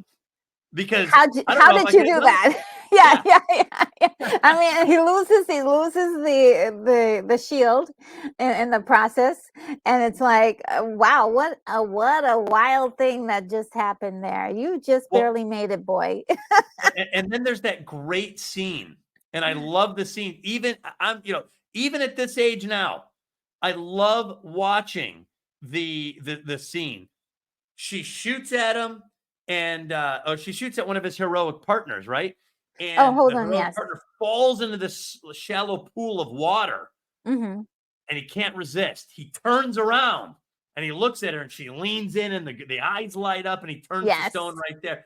It still freaks me out watching these guys, like the inability, the inability to resist the temptation to look at her. Yeah, like, okay, well, let me just see just a little bit. Well, he just looks, and it's like, and then you pay the ultimate price. You see, and now you're stoned forever, and it happened within seconds. Yeah, still haunting.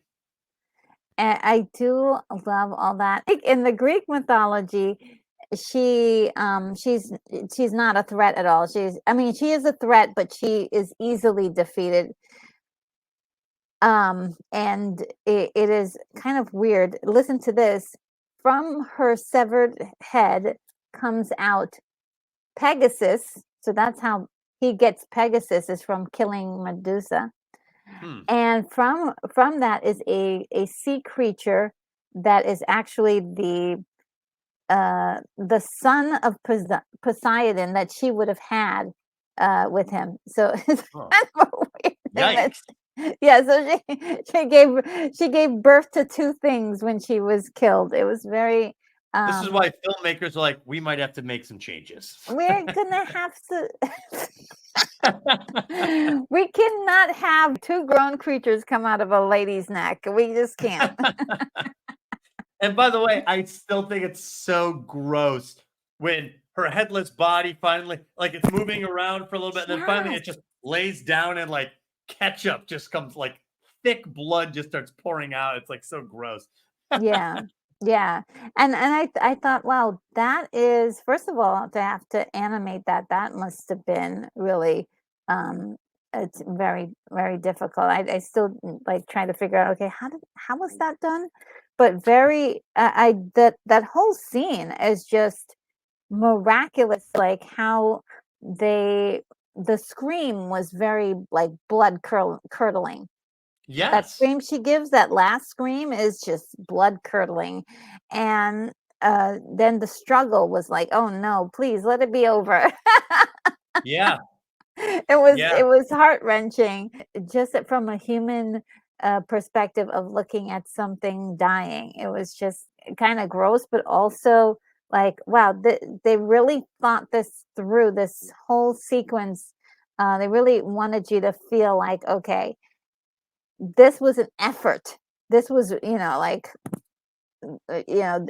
this wasn't just walking into the temple and just doing the deed.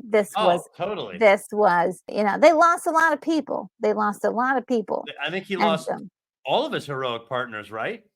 no, Oh, no, no. because he only took 3 guards with him across Fallow the. comes back, right? Yeah. So he still has some guys left. So he took 3, and all 3 of those guys died.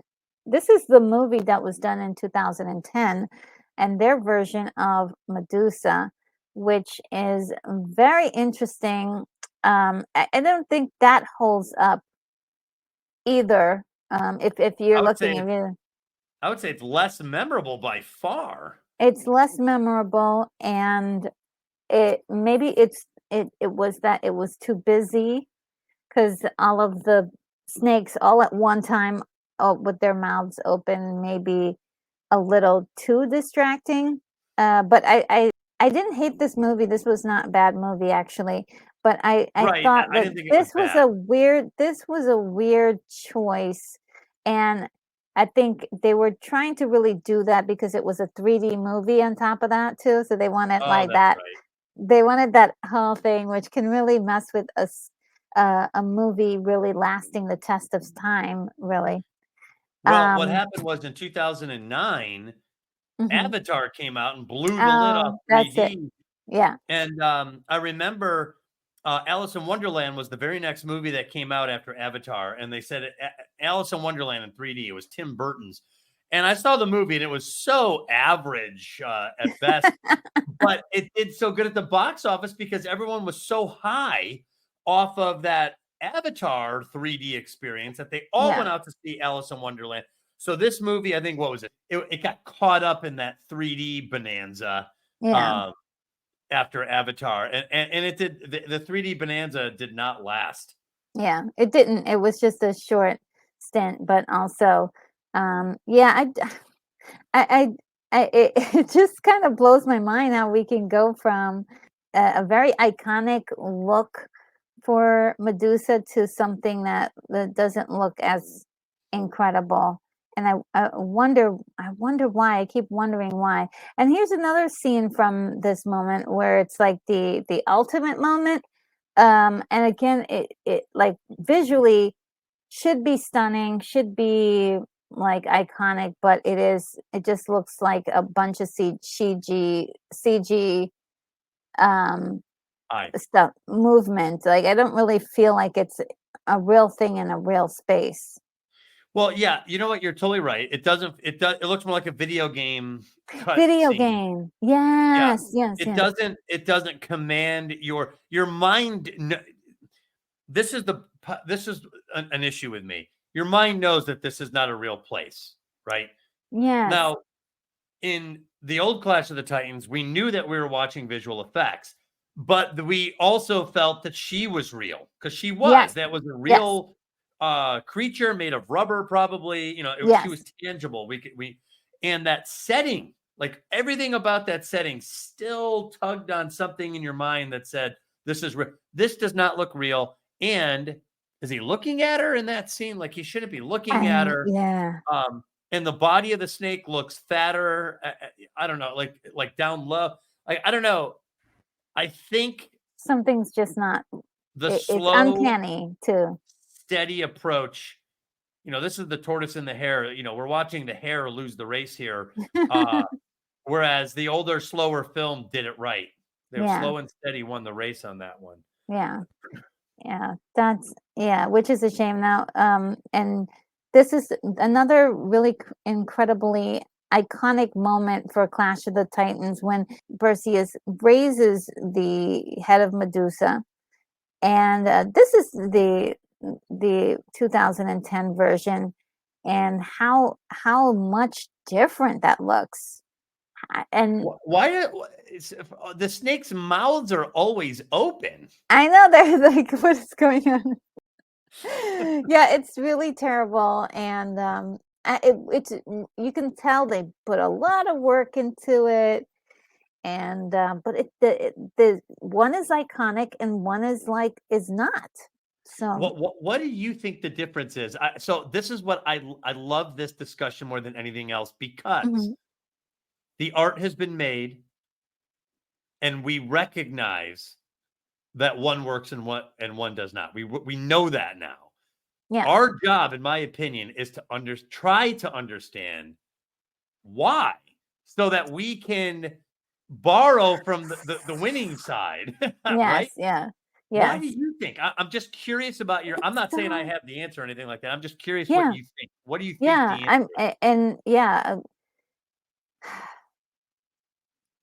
I think one of them got the look of the ancient world a little bit better than the other. One is more simpler, and maybe my idea of what the ancient world looks like is the top one. You know, like a little toga, you know, not armor, right? We got like all this like groovy armor from like that looks like it's from like the 13th century, maybe even like that's a great point. And we've got a nice setting in the background too. That's like, hey, we're centering all of the attention on this guy here, and what he has in his hand. And so that's probably another thing too. This other one is very busy, and the colors are also very smushed together. There seems to be a haze over it. That's that's a good dirty point. You're right. There's no color. It's about 4 different colors, and that's it. Yeah, and it's also there's a I think they call it rack focus or something, where you have like a focus on one thing and everything on the background is a little blurry, whereas there's more focus. There's more dynamic focus on the first one, you know, because Perseus is clear. You can see his face clearly. You can see Medusa's face very clearly. There's a lot of clarity in that photo still, versus this one where it just feels like we got the CGI face all like clear, but everything in the background is just kind of. Wow. So I think you're right. So the color scheme, I'm seeing what you're saying. That is, it's almost bland and all mixes together. Whereas up top, you got those super stark glowing green eyes that draw all your attention to it. Yeah. 2, I think you're right about the focus. The hero and the head of Medusa are both in focus up there. We see them both together as a single image. Whereas in this one, she's in focus. He is not. It's not a single image. I would also say 2, the focus of Medusa, the top one, are her eyes. And the focus on the bottom are the snakes. Secondly, the snakes' mouths are all still open, which we were joking about, but they should be dead, right? They should be hanging from her head. And I would also say another observation, Medusa's in the top photo, her mouth is held agape in a relaxed, dead, like that was shocked. The last expression, she was shocked, and her head was lopped off, and her face is frozen in that moment of shock. The one down below, she's like giving like a sexy look into a mirror. Right? Yeah. She's like, like, I don't know, she doesn't look dead even. She looks like she's still kind of there. So it's sloppy from an art direction standpoint. And the one up top, I think your observation that they're both in focus may be I get to see Perseus and I get to see Medusa together in that single shot. The bottom shot's a really bad one. The more I look at it, the more I'm really upset with it. Everything's wrong about it. And it's really busy. It's really busy, very busy with the same color scheme. And so it's like we're seeing just like little bits of the same color, but in different shapes of the same color. From a contrast standpoint, the background, like you said, it's ancient, but it's dark, and he is not. There's light on him, so he pops. And then those eyes pop. There's none of that happening in that bottom picture. Yeah, absolutely. Yeah. And you're also right about the armor. The armor does not feel like antiquity. Yeah, no. I know that they did wear armor in antiquity, but this doesn't feel like it. I mean, well, there was something. Well, there is actually a lot. I learned this from Heath. Plate armor is a big freaking deal. So you don't get a lot of plate armor until a very specific time period. Oh, so right, and a lot of the Greek hoplites, they called them, or the Greek the men that filled up the phalanxes, they weren't always heavily armored because, I mean, did you ever try putting on armor and walking around in it? It's very difficult. Like the Greeks from the era that I write about, they wore chainmail because it allowed freedom of movement.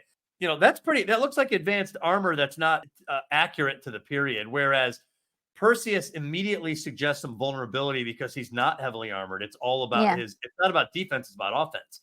So anyway, that was just a good observation too, that the armor is not right. Like the haircut, I couldn't stand the haircut. I mean, that was another thing about that I loved about the original Clash of the Titans is the fact that Perseus, I love that haircut, that it was kind of long but kind of short, but had curly and it looked natural. I could completely see a statue, the statues of these characters from antiquity are pretty much like the boilerplate for follow, right? They're like this is how they lived and looked. At least that's how they wanted to live and look, right? Because that's what you get. That's what you put out there. Is from the statue you put, okay, does that statue look the way I should really look? But why I'm not sure, like, why I've never seen a statue look like the one on the bottom. I've never seen I've never seen one like that look like that. So it's harder for me to understand the visual choices that they made in this movie. So, no, you're right. I never doubted Perseus in his antique Greek chops, like ever. Even watching it upon the rewatch as an adult, I never doubted him. He felt authentic to the period. And there's something about when you're wearing just that thin piece of cloth that he's wearing and everything, like. You are exposed to the element. You are vulnerable to the slightest sword nicks and rocks. And so Perseus up above is vulnerable, and yet he came out on top. So there's something as a man, there's something about that vulnerability and still winning. You're a real warrior. It's like a Greco-Roman wrestler or something. And I think the Perseus up top is the winner. It definitely feels iconic too. I have a better picture of this, but I wanted to look at this picture of Medusa, that she turns into this form at some point during the battle that he has in the 2010 movie. which is completely confusing to me because I'm like, okay, so which form can she switch forms? It just was like, what's happening? I don't know. This is actually, I thought I was like, this is, if she could have had this face the whole time, I would have bought into it a little bit better. Again, the gaping mouths of all of the snakes all at once is just an eyesore, and I guess it's supposed to be terrifying. It's not. It's you know why it's not terrifying? Because snakes are scary in their kinetic state. When they, like, remember when Indiana Jones falls down and that cobra pops up? Yes. It's scary because it hasn't struck yet. And we're scared that it's about to. These are all like in the middle of a strike constantly, which means they're not doing anything to you. So, if they're always with their mouth open, then, right? They're not. They're just hissing at you with their mouth open, which I don't know. It's the strike of the snake that we're afraid of. Yes. And two, to your point on the last photo, all the colors are the same. Why not change her eyes to green or red or blue? Yeah. That would make a big difference if her eyes were. They probably didn't want to go to green again, but like blue, that would have worked. That would have worked. Well, and the other one, the other Medusa was a woman. Like, you sense that there was a woman under all that. Yes. She's cursed. She's a cursed woman. This is just like for effect. Like, you're just trying to. Yeah, it's just like you're just trying to make it look cool, and that's not enough. I'm sorry, looking cool. I think this was sort of a jump scare moment, because if you were wearing the 3D glasses and this thing, and it turns into this thing for a minute and then turns back to yeah. Oh man. Okay, well, we're Perseus has got the head of Medusa, and he looks freaking awesome. He looks like a real hero. Look at him, he's amazing. And just they just nailed it. Look at that. Look at that. That's iconic. I mean, that's your movie right here, and if I ever film a shot like that in my life, I would be very proud of myself. Yes, and then it goes into some more of the story, but this is again, I'm speechless at how iconic this moment is, and it's not even the main moment in the story. So we go a little further on. The guys are all sleeping.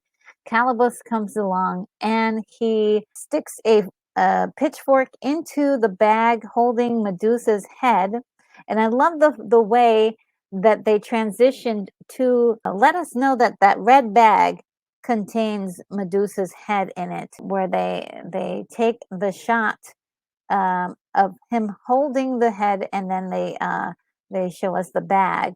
So, that the thunderstorm transition. Yeah, very nicely done, because now we know. Oh, I know it seems really simple, but it's a nice indicator for us to know. We see a red bag, and that inside is Medusa's head. And so the blood of Medusa is the weirdest stuff. It does all sorts of crazy things. But one thing it does is it creates these scorpions. At first, they're really tiny, and then they grow huge. Freaked me out as a kid. I hated these scorpions. Me too. I'm like, no, that's horrible. And this is nightmare fuel for sure. They were. And they were fierce, and they just kept growing. I was like, no, kill it. Well, they had those like alien sounds to them. Like, it was an awful sound they made. Oh, the sound, and another thing too, just in general, the Foley for a lot of this movie is just excellent. As far as getting those terrible sounds, loved it so very much, because it sells the action, sells everything that's happening in the story. And yeah, the scorpions had quite a bit of interesting sounds going with it. I want to point out real quick, monster combat is a strong feature of the hero's journey, usually in wilderness terrains. I mean, you've done a great job of freeze framing certain scenes, and the ones you have freeze framed, do tell us the story. You have the hero in the middle. Like we just said, he is unarmored. His armor is a cloth. So he's immediately vulnerable. Yes. To the viewer, you're like you don't have a lot of defense. You're gonna have to ward these things off using your sword. So he is in monster combat, and these scorpions do kill Thallo. Well, no, they kill one other guy. No, two other guys, but they don't kill Thallo. Calibos shows up. Oh, that's right. Okay, so yeah, does the deal one of the that. guys. Yeah. Okay. And they're nasty because they can just sting you with their stinger and get you with that. Yeah, I noticed too while watching that they did a very good job of coordinating the stop motion animation and the sword fighting. The actors seem very aware of the stinger up top.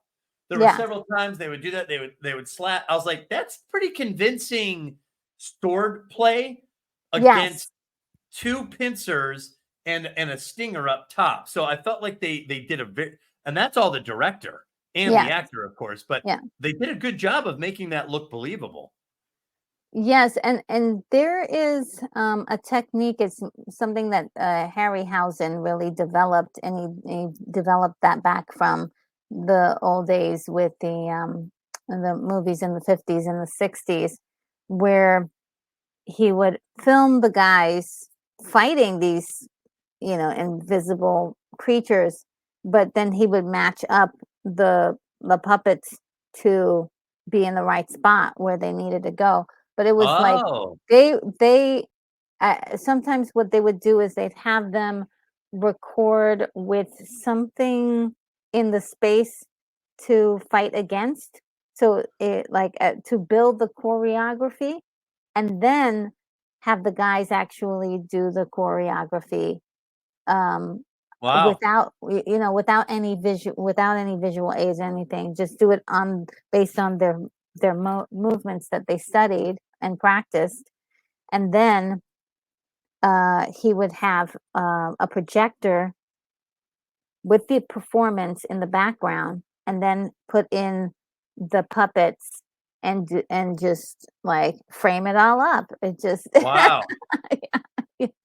Well, he did a good job. Again, I have my criticisms, but I did notice how the combat moves that the heroes were making tended to match up with these scorpions very well, and it seemed like they were fighting scorpions. Like they got something right there. Yeah, very, very well done for the time. There are a couple moments when you're like, oh, this is definitely a scene that looks like it there may be some wonky moments where right. I think there are a lot of those moments where that could kind of get you to be like, oh yeah, this is the old techniques that they used to use, for sure. I think I always give him a little extra credit, because this is what will eventually lead to us doing more advanced stuff later. Even for 1981, we hadn't really gone to computer animation until 93. So we still were using stop motion, but we were using it a lot differently. And well, definitely, I think the first real effort of CGI was Tron in 1982. But it was very, very, very cartoonish CGI. Yeah, right? You weren't going to get realistic looking and then you anything. had your first real effort at like photorealistic CGI, I think, in Terminator 2 with the T-1000. And then, Spielberg hit it out of the park in 1993 with Jurassic Park. And that's considered the watershed moment. Like, we could put anything on screen. Yeah. Because they were originally going to do stop motion for all those those dinosaurs in the beginning. And it looked like they were doing something interesting, but the CGI was, they were like, hey, I think we could do something with the CGI. Well, it was a game changer because they used it effectively, and Jurassic Park. I mean, Jurassic Park is a classic in and of itself. Yes. Yeah. But it led to a problem of oversaturation of CGI, as you just proved in 2010 Clash of the Titans. A great example of just CGI having no impact. No lasting impact. And also, one thing for sure is that to give them full credit on Jurassic Park, there was a mixture of a lot of different techniques that were used, including puppets, to help sell the realism. So it wasn't just all CGI, but because people are like, oh, that whole thing was done in CGI. Absolutely not. But there was some practical, like the T-Rex head in certain points was a model or a puppet.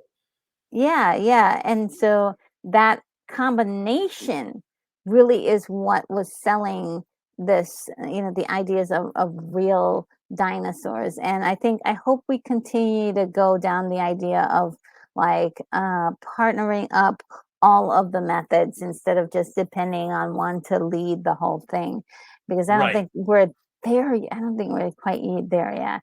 But yeah, this is just an incredible moment. He defeats the the scorpions.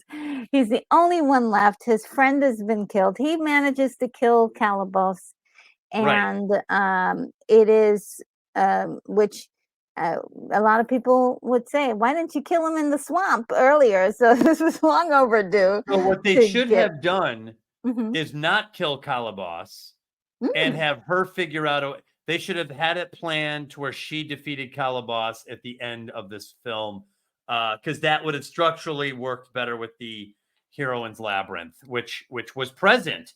But the Calibos, Perseus gets to beat both villains in combat.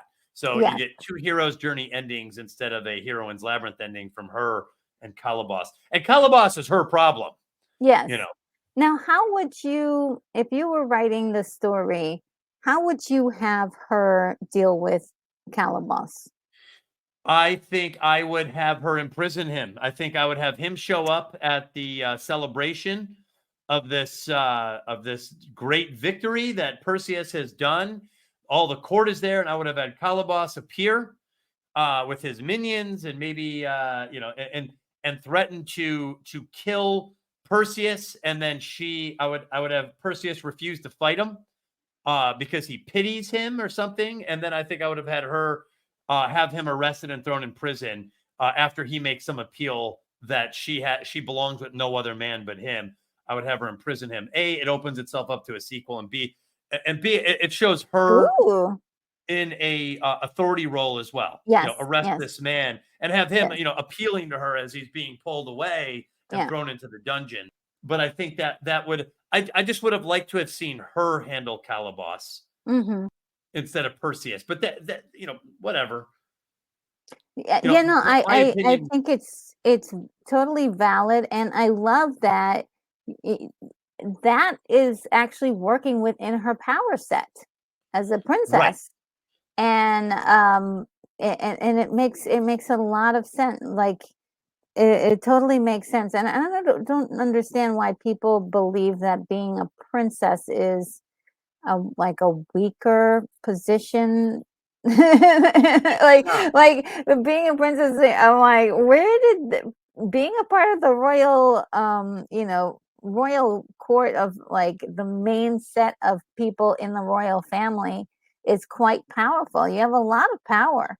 So totally. I don't understand why it's looked at, being a princess means you're a victim or something. You're not a victim. And also there's a reason why this resonates with women and men. I can watch a story with a princess and get into the story. Like, remember, even a lot of heroes have noble blood. They have some nobility in their past, even if it's a hidden identity. Yes, Luke Skywalker, he's a farm boy, but your dad's Darth Vader. You know, yes. you have this big lineage that was hidden from you. Happens to heroines as well. The reason why this is the case is, if I understand Sacred Fire correctly, this is true of any story, any character. There's supposed to be some continuity. You know, you come from something, you come from a culture, which is embodied in the family, which is now handed off to you individually.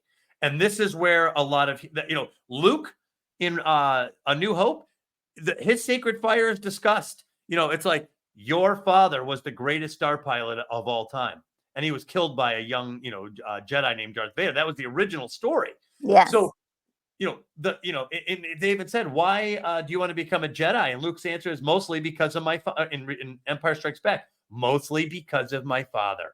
Where you come from has a big impact on your character decisions.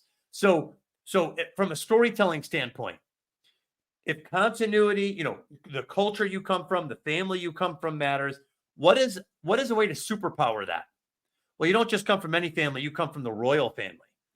Yeah, that changes. Now you've got our attention. It's a little bit more interesting, you know. Yeah. So this is a storytelling device to take the Sacred Fire issue and place the highest stakes possible on this continuity issue, which is nobility or some large birthright or some large institution that you come from. So that's why the princess motif works, and that's also why a lot of heroes have noble birth as well. Yeah. Whoa. So good. It's true. Well, and that's why when modern storytellers are like, no, you know, and you could tell a story about someone who doesn't have noble birth and make it work, right? Oh, you can do that. But like Ray, we talked about this, and I won't get hung up here, but they did not know where she came from. They did not know who her family was, and she had no flame to carry on. And that was a major problem. We don't have this problem with Andromeda. And that's why, believe it or not, her character will probably resonate with us longer than Ray will, because she's a more complete heroine, even if we have, you know, our criticisms. Yeah.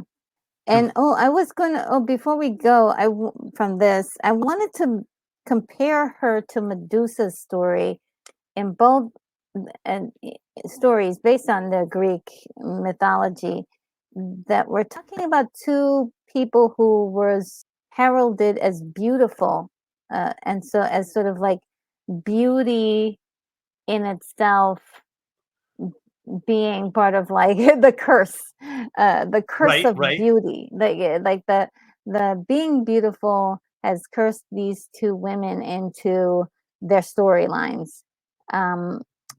Any thoughts on that in particular? Yes. So the Sacred Fire, I have analyzed this for a long time, and I've decided it can be broken down into two components: an attractive force and a creative power. Those are the two components from a primal standpoint that make the Sacred Fire. The attractive force, in that it is something that draws others to the heroine or hero. It could be the hero too. You know, heroes have a Sacred Fire that others could be drawn to. It's not, it happens.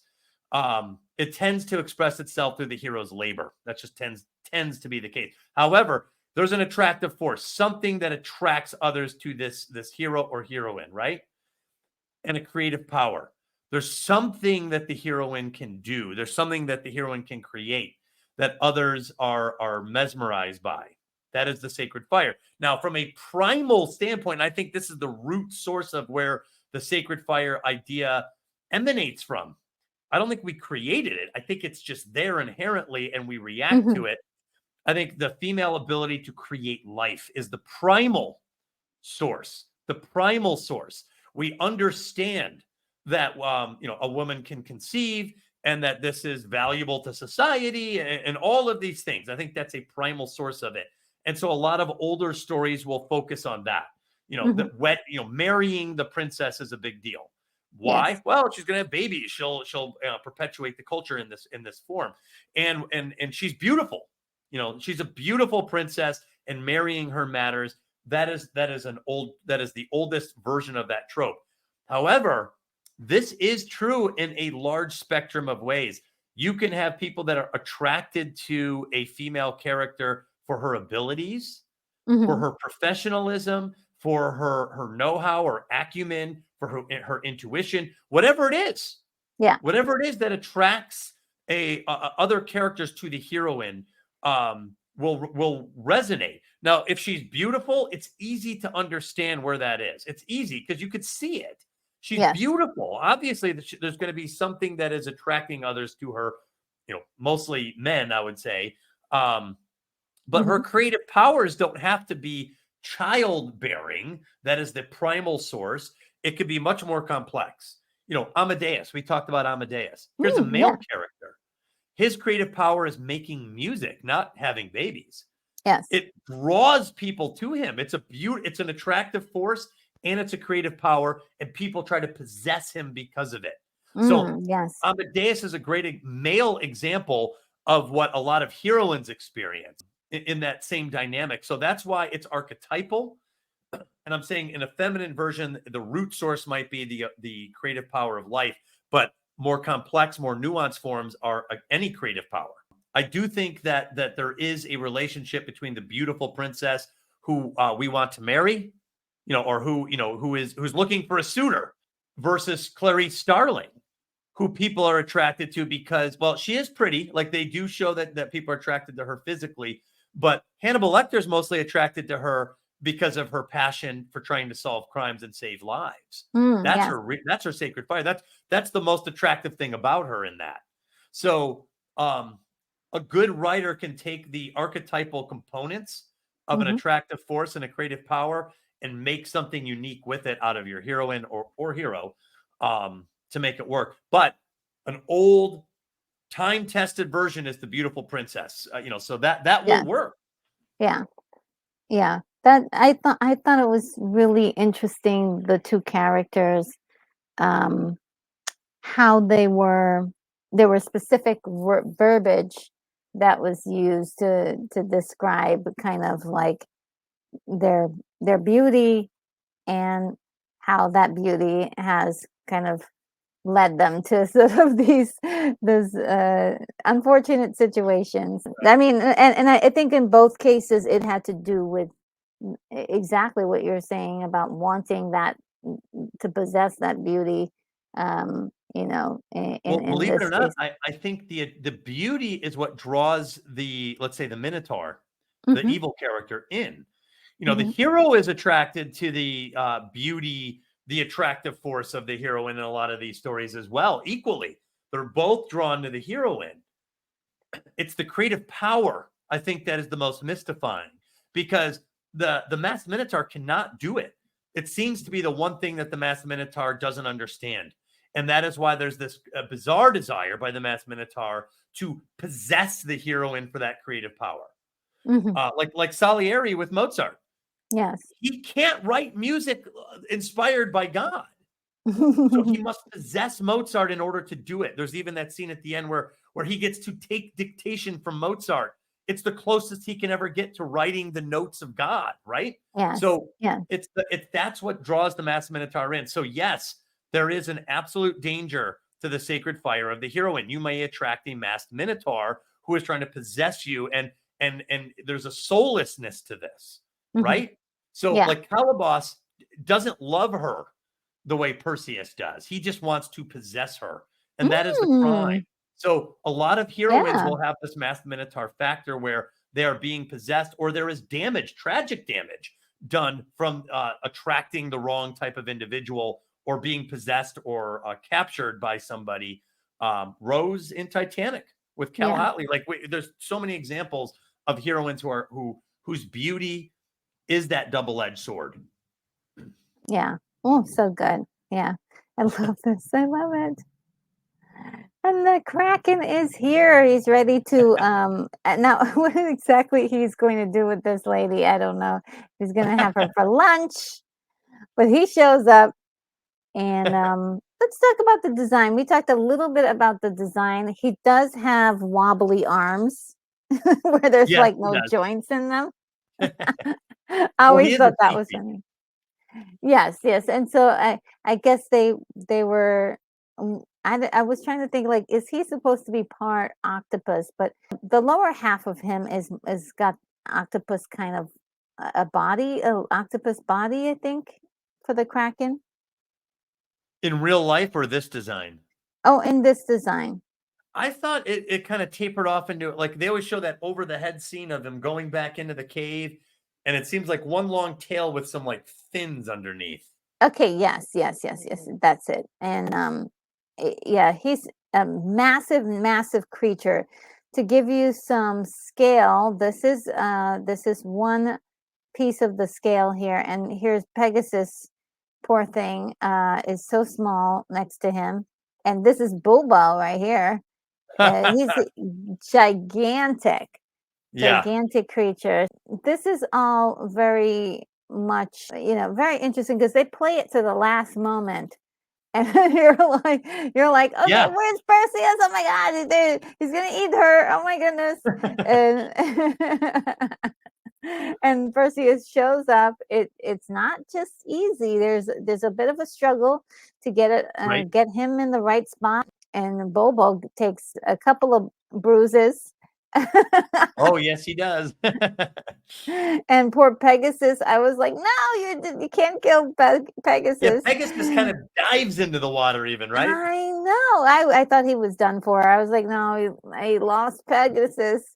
And that this is the iconic moment of the movie, which you could show this picture anywhere and everybody knows exactly what it is. Absolutely. Another iconic moment, and these are the moments that I feel are missing. Not necessarily. There's some movies that are definitely capturing that. When you think of a movie that really like turns you on or just makes you like excited to see it again, watch it this weekend. We're gonna watch this again. I know we watched it last weekend, but we're going back for the thrill again. Right. It's an iconic moment, and how do you like? That's the thing that I really am curious. How do you create iconic moments like this? And through the story, we've been through everything with Perseus. We know all of his struggles. We spent 5 minutes in the in the cave with with Medusa with him. Yeah. And we struggled with him throughout the whole story, just like the never ending story where you're kind of going through this adventure with the character and you finally get that happy moment. It's like the very moment at the very end when Star Wars, where you see everybody in the first 1977 movie where everybody gets their medal except for Chewbacca. And so it's like it's the moment that you'll never forget it, and anybody can show you a picture of it and it takes you right back to we've defeated all those monsters, didn't we? So I mean, what in your estimation, what do you need to create an iconic moment in a piece of work that you're doing? The filmmaker earned this moment. Yes. Meticulously. He earned this moment and he did it right. So we're faced with the ultimate problem. Yes. The goddess has given Andromeda 30 days to live. So we have a ticking clock. That's automatically a good story or a good device in a lot of stories, that there's some time pressure. And then the hero sets out. He departs. He leaves the native culture in order to figure out how to save Andromeda's life. That is what is motivating him. He wants to save her life, even if it costs him his life. And he goes to the witches, and they said that the only way to do it is to get the head of Medusa. And the witch says it. It's even worse. It's even more terrifying than the Kraken itself. Yeah, you might as well face the Kraken. Yeah. So they're like, there's one way, but it's the worst possible way. He goes there, right? And like we said, we actually covered it very well because we talk about the time, the pacing it took, how long it took to defeat Medusa, how she was a proficient hunter, how, she seemed real. And even the moments that chilled we saw all the statues of the guys that came before Perseus, the wreckage of former heroes that are frozen in stone. We saw his heroic partner hit, can't resist, turns. We see it happen. She leans in. He turns to stone. We have seen this this Gorgon's power. He slays her, he gets the head. And even then, it's not easy. Calibos interferes. There's scorpions. There's monster combat. He loses his friends. There's real casualties to this trek that he goes on, this journey that the hero takes. He comes back, and here is Andromeda in a captivity bargain, the worst possible kind. Her native culture is giving her up to, it is her native culture that puts those shackles on her and puts her up on the mountain, right? Yeah. And so she is chained there. And here comes Perseus, on the back of Pegasus, another heroic partner, really, that he has earned. He has captured Pegasus and befriended Pegasus through compassion. And then Bubao, a gift of the gods. All of these little things have built up to this moment. So here, from the heroine's point of view, the beast, his ally, is going to fight the Kraken of all things. And the Kraken has earned his fearsome status because we saw him destroy Argos to open the film. This is a city destroyer, like the Death Star, a planet killer. This is something that's terrifying. And here, the hero is equipped with the head of Medusa. And while trying to get it, it doesn't go well. So the storyteller starts to delay the victory, right? Bubo goes down. Pegasus goes down. He's washed ashore. But he has the head of Medusa, which Bubo drops back to him. And here's our moment. The hero lifts the head up, and he holds it up to face the Kraken. And, from the viewer standpoint, is this going to work on something as big as the Kraken? And then there it goes. The eyes of Medusa light up, and the city-destroying monster freezes and turns to stone. Yeah. It's been earned, and it's a payoff because it's been set up, and it's been set up 1,000 different little ways, and now this one payoff moment happens, and we're all rewarded for it. And this moment, like you said, stands the test of time. Mm-hmm. Yeah. I just bravo. They did a fantastic job on this for storytelling. And look, you can look at the effects and say, oh, the effects are really long, they're not great. But the storytelling here is excellent. And there's something fantastical about these events that are outside the norm of what you would ever expect to see. And so then seeing them in this format, even though it's not perfect, it still works with its charm. It's still able to hit you in a certain way. You're like, oh, Medusa, oh my God, don't look into her eyes. And it really is a great moment. It is, and you're totally right, because I watched a chunk of this with my oldest son, who's 12. Mm-hmm. Yeah, and he started joking about the visual effects. He's like, "What is up with that effect?" Like, we were watching some of it. Like, you know what bothered him the most was when when Poseidon went under the sea to open the gate, and he looks just obviously imposed on this. My son was like, "What?" Like, he was reaching at the screen. He was so disappointed. And I was like, yeah, the visuals just don't hold up. But then, like, moments like this pop up. Moments with Perseus in the red, cape or tunic, or like, I don't even know what you would, with the brooch and the red cape there. I was like, these are still iconic. Yeah. And I still love this movie. So despite the visual effects, the overall punch, the impact that the movie had, still is there. It really is. It really is. It captured my imagination when I was a little girl seeing this, but also it didn't have, just because there was just a certain amount of charm in it. And I think I've said that before, like there's a certain amount of charm in it that's kind of like I could imagine it with better effects. I could imagine it as real. Because it was almost like seeing the beginnings of something that was real, So you said it. There is some charm to this film, and I would have to think about it. But how to define that? And I'm sure if we thought about it really hard, we could come up with some really good answers. We probably might come up with something by the end of this, but all is well, and and the end of the film is pretty much that big moment. And just to look at some of the stuff behind the scenes, Harryhausen working on Medusa. I had to cover her up there. She was very exposed. Very exposed. But just seeing that, it just is just miraculous because of all the detail that he put into this this puppet. It's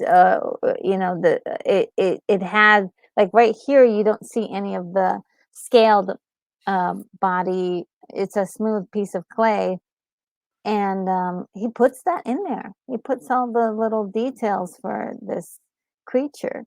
Maybe that's where all the charm comes from, that if you break the movie down and unpack it, there's love in the details there. Ooh, yeah, it's quite possible that might be the case there. And here's little Pegasus. Oh, I want one so badly. What a great picture. Holy cow. It's so gorgeous. Yeah. And this was at a time in which visuals like this wasn't commonplace, to be very honest with you. It really evoked a lot of imagination to see this in a live action capacity. So, and no, today we have exposure to just about anything you can imagine. You can ask AI to produce this very picture for you. You can do anything. But I think for 1981, it was a window into fantasia, if you will. It was a window into a fantasy world in which you were like, okay, if we have these creatures, what other creatures can there be in this fantastical world? Yeah. Yeah. Very well said. A window into fantasia. I like that. Yeah, window into fantasia. This is a picture I got of the behind the scenes of a birthday that was celebrated on set of Laurence Olivier.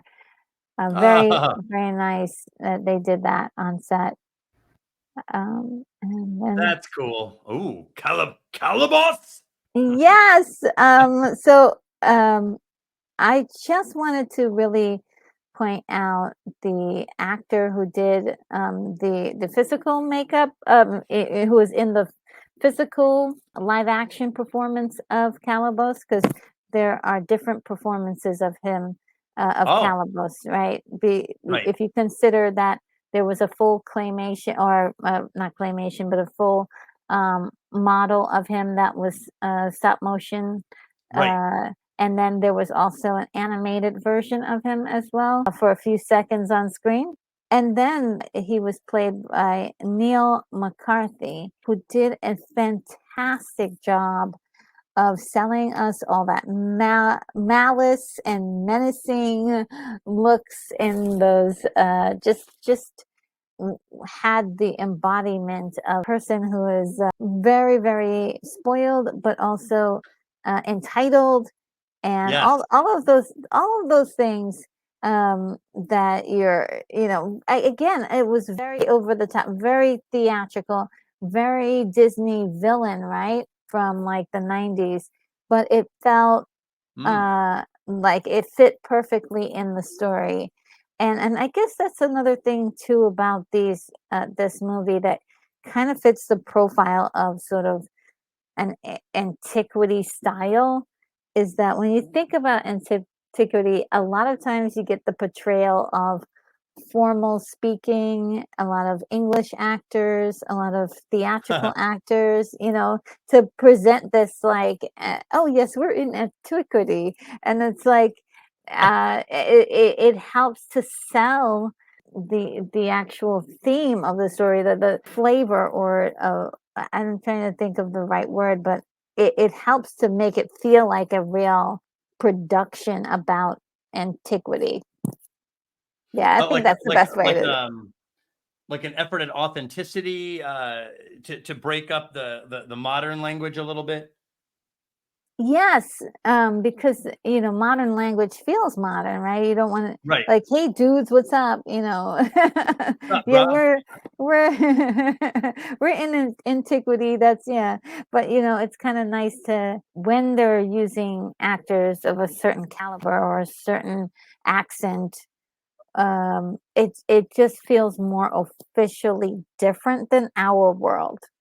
Well said. Yes, I know what you mean. If I can, you know. If that means anything, then it pulls you out of today's world and puts you in another time. Correct.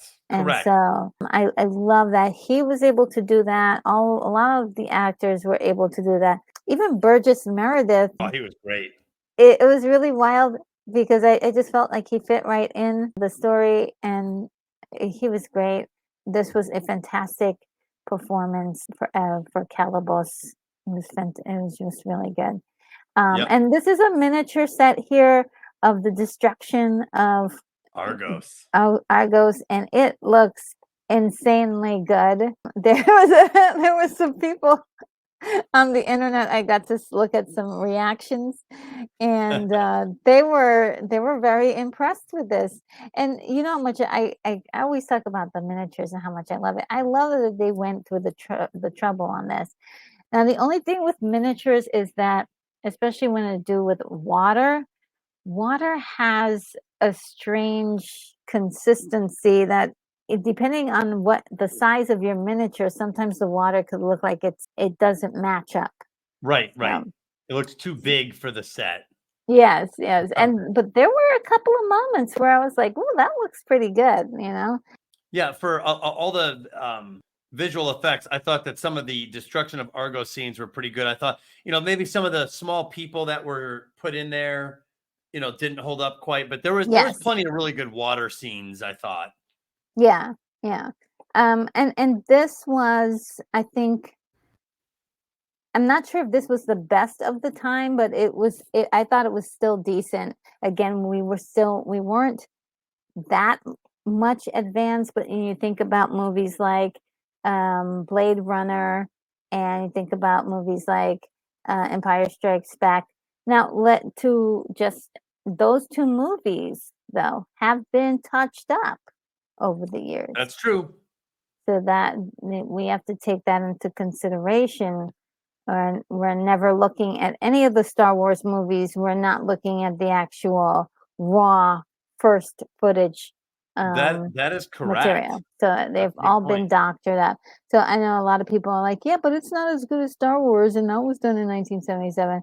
It uses a lot of modern digital enhancements at times. So to keep that in mind. And I wonder if some of these other movies, if they can do some enhancements to that, because like as far as movies like War of the Worlds, they had recently gone in there and removed the strings digitally. That's right. And that really enhanced the believability of the movie. Big time.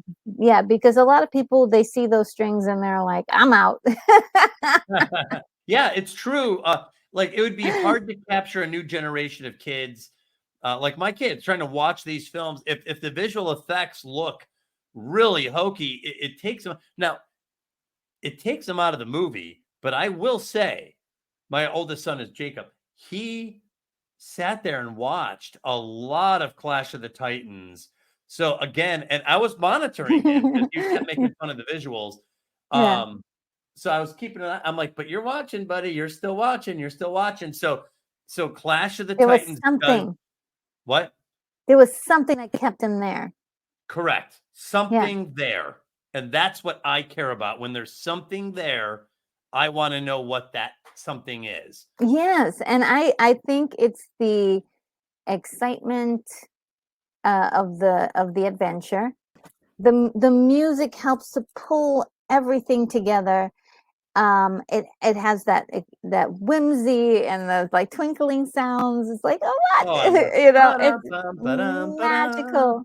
Yeah, it's just so great. And I think there's a lot of elements, put all together that are just makes this a timeless feature, even though there are some definite things that are strict to like 1981 that the special effects is stuck in time with, but at the same time, the story is timeless. The visual effects have not aged well, but the movie has, and that is not always the case. Oh yeah, I like that. Yeah, I like that description of it. But this is yet another picture of Pegasus in a puppet version of Perseus on Pegasus. Very nice. Wow. There, and of course the dreaded moment. She's down. She's down. Oh my goodness! And I really did love the soundtrack to this. It's by Laurence Rosenthal. What's interesting, and I feel like the soundtrack is very much the same as the film, kind of a hybrid. This was Ray Harryhausen's last film.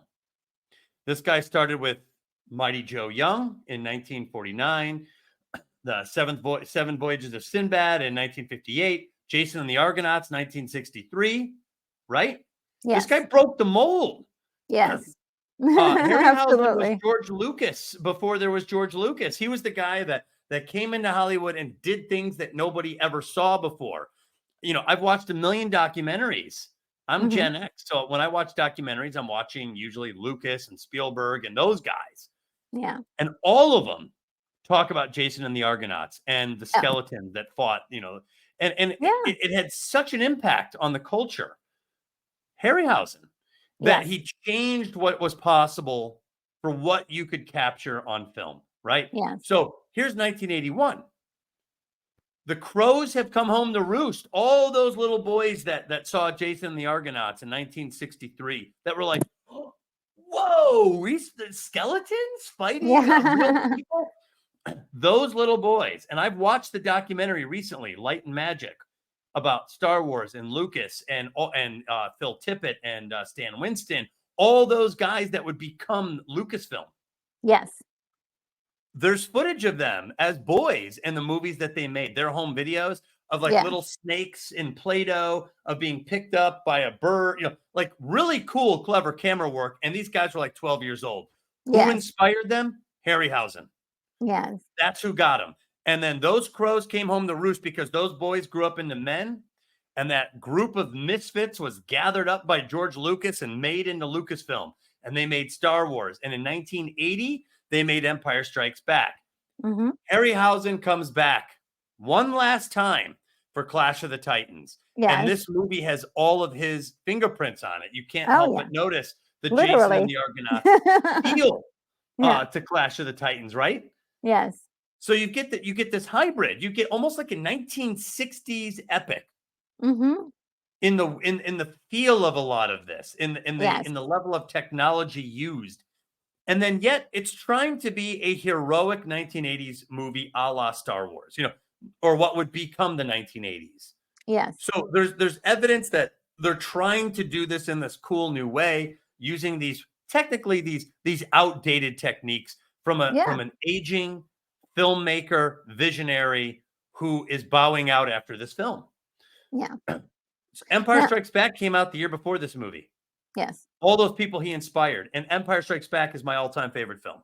So you've got this great film, and you've got the maestro coming back for Clash of the Titans. Yes. And then when I listen to the soundtrack, I feel like the soundtrack is like this as well.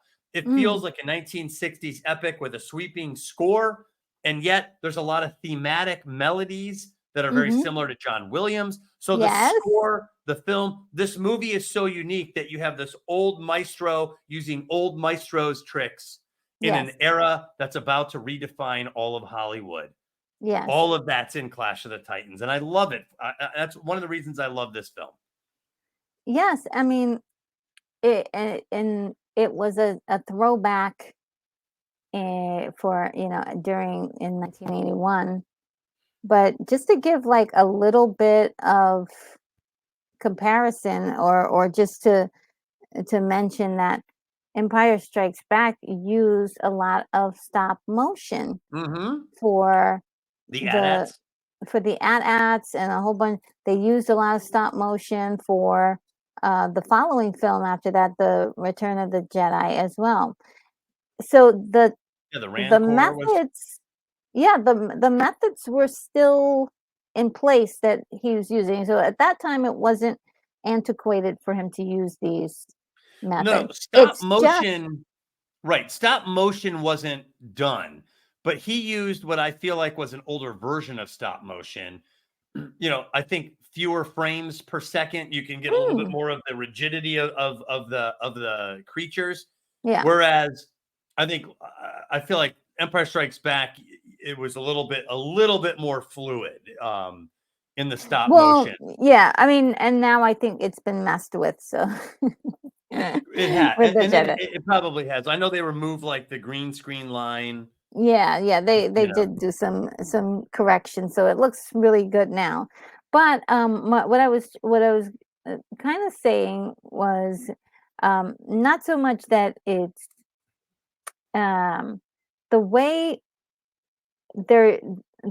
he was using it in this film was to depict some pretty unusual, magical, mythical stuff, which is a totally, like, for some reason, Star Wars felt more practically sound, especially when you're using, there were a few, the Rancor and a couple other things. They are like weird and unusual creatures, and there will be that, that jerky kind of feel to it. And again, like I said, if you look at those things today, they're all touched up, so it doesn't have that feel anymore. Well, even the Queen Alien in Aliens at the end, when she's blown out of the airlock, that was stop motion. Yeah. Oh, yeah. That's 1986. They were still using it. I mean, they were using it. Terminator has quite a bit of it too. Yes. Oh yeah, for sure. RoboCop. I mean, we could go on a long list of. They used a lot of it for Beetlejuice. That was 1988. I think Coraline is all stop motion retro. Oh yeah. That's totally all. They're still using stop motion for a lot of things today, and so it's still an art that's being used. But I think in the way in particular that is being used in this film, which I think assists in the charm, but also hurts it in the fact that it's also like, could this be real? Is this real, or no, this is not real? It is the fact that we're talking about these mythical, strange creatures that no one has any basis for knowing what or how they actually move. Like with like dinosaurs, we kind of have an idea, like they move like certain animals, but like how does a Gorgon move? Just strange, like Pegasus. What does a horse when it's flying? How does it uses its legs? Because it doesn't need to use its legs while it's flying. Yeah, I think they depict. You're right. That's a great question, though. Those are the kind of nuanced questions that you have to ask if you're deep in the trenches of this stop motion moment, right? Yeah. What are we doing with the horse? How does a horse with wings move? I think they depict them as galloping still, right? Yes, galloping. Yes. Which I like. Because much better than if he was just dangling his feet or something, Yeah, and there were a couple other like choices that of course didn't work, that to do with like possibly blue screen or like it didn't quite work. But again, there's this charm to go with this. So here's a bit of information I heard that is related to the story a little bit. So the Stygian witches, initially when Perseus goes up to them to ask them where can he find Medusa? They don't really want to tell him that information. Right. And that is because they're actually related to Medusa in some way. Oh, really? Yeah. I was like, what? Are the Stygian witches cursed in any way, or are they just... They all I know from them is about them is that they were all born with gray hair. All had gray hair at birth. Oof, Um, wow. Yeah, that's pretty harsh. Yeah. So I'm not sure if that's much to report, but I thought that was an interesting No, that story is interesting. I don't think a piece. lot of people know that. I certainly didn't. Yeah, so I mean that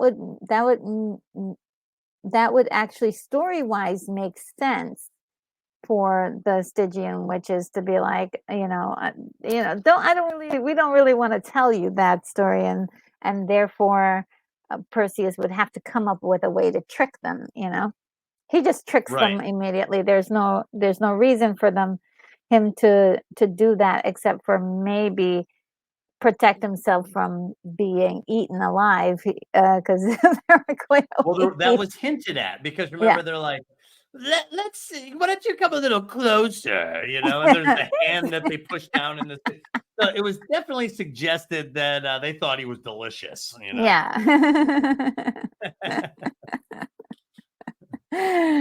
Now, I have one last thing to talk about on this, and this is if there was going to be a remake. I actually have some ideas on a remake, because I wouldn't mind not a remake, but sort of like, if you were to do it, if Retro Nerd Girl was in charge of a Clash of the Titans reboot today. Yes. Oh, I'm so interested in the first thing I would do is I would not name it Clash of the Titans. Really?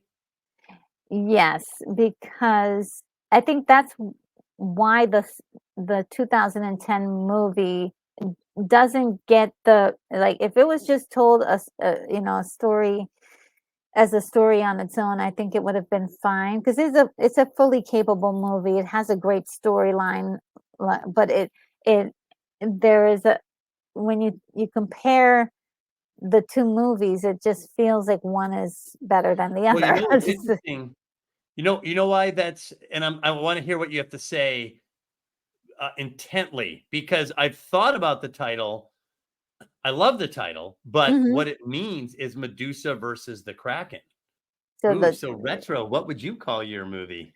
I would just call it Perseus, or I know it's not that really, but that's it. It's basically it, and I would actually go through Perseus's life, because his story is really insane. Okay, so here's the big thing that I found out about this. Okay, so at the end of the story, once Perseus holds, let's go back to the picture.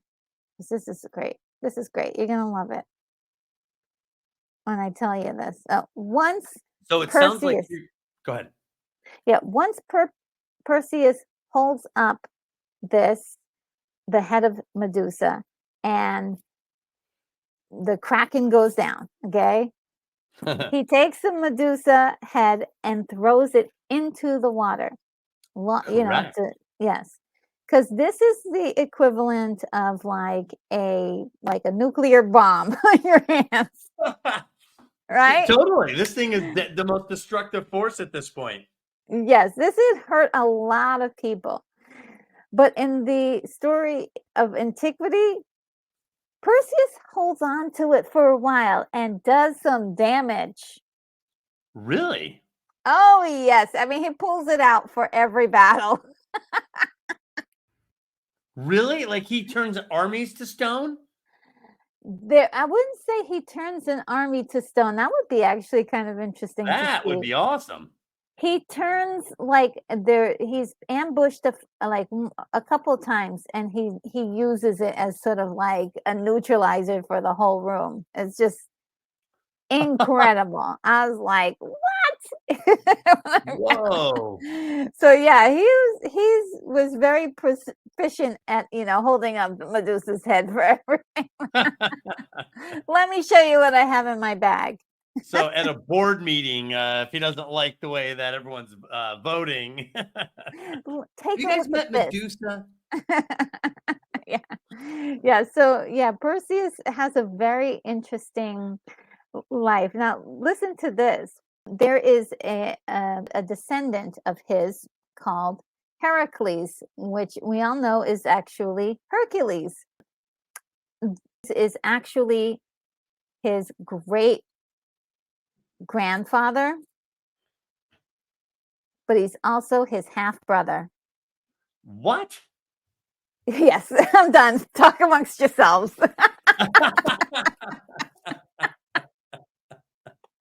What? Yes. WTH.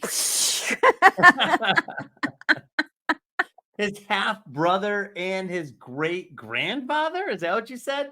Yes. Yes. Oh my God. Okay, I'm gonna have to do some math on that. Yeah. Well, it turns out that Zeus was looking at his granddaughter and was like, "Ooh, she's looking kind of fine there." Oh, And really? yeah, gross. Yeah, Zeus, Antiquity. man, if you follow Zeus for a while, there's some crazy stuff going on with him. Yes, Zeus, is quite the interesting one.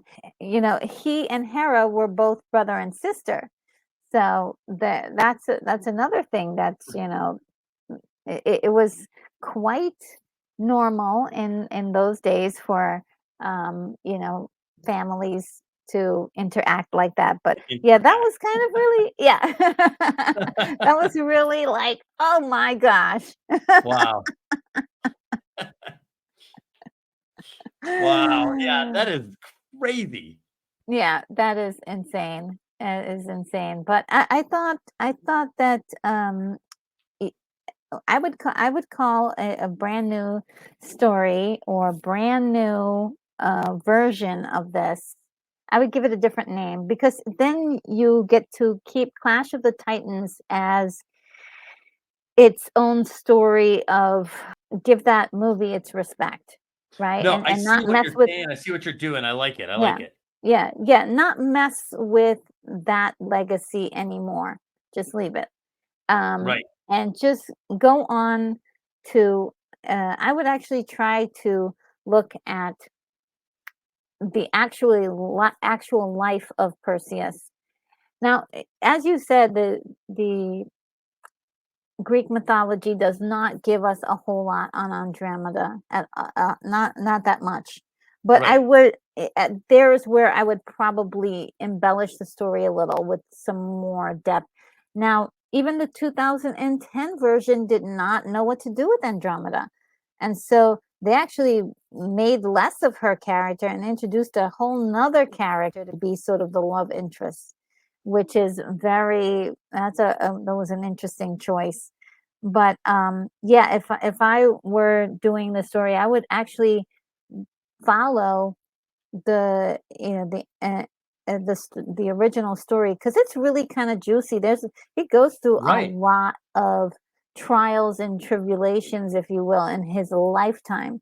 And the stuff that he had to deal with his mom and this guy who was trying to date, not date, but like possess his mother. Yeah, right. Possessed. That's a whole nother story in itself, and that could be explored in a new So you would telling of really this. return to the source material, it sounds like, and Yeah, because focus on developing out the story that has been told, but just not on film.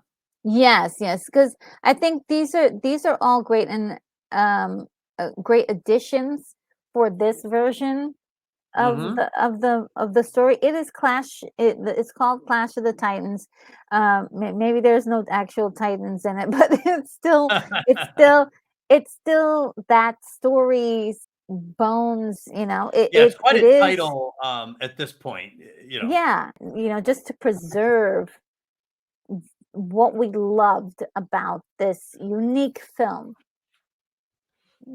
let it just stand as it is. Let's just create some more. Let's go to antiquity stories, or the Greek mythologies, and really go through those, and maybe we can make some stories out of it. Usually a lot of these stories had to do with some sort of human element that or a message that they were trying to impose on those who were enjoying them, and so it was about jealousy or family or something. There was something that they were, some sort of message in there, if shown or if presented in the right way, could actually be like kind of fun to analyze and look at. And as far as audiences are, there are tons and tons of YouTube channels specifically just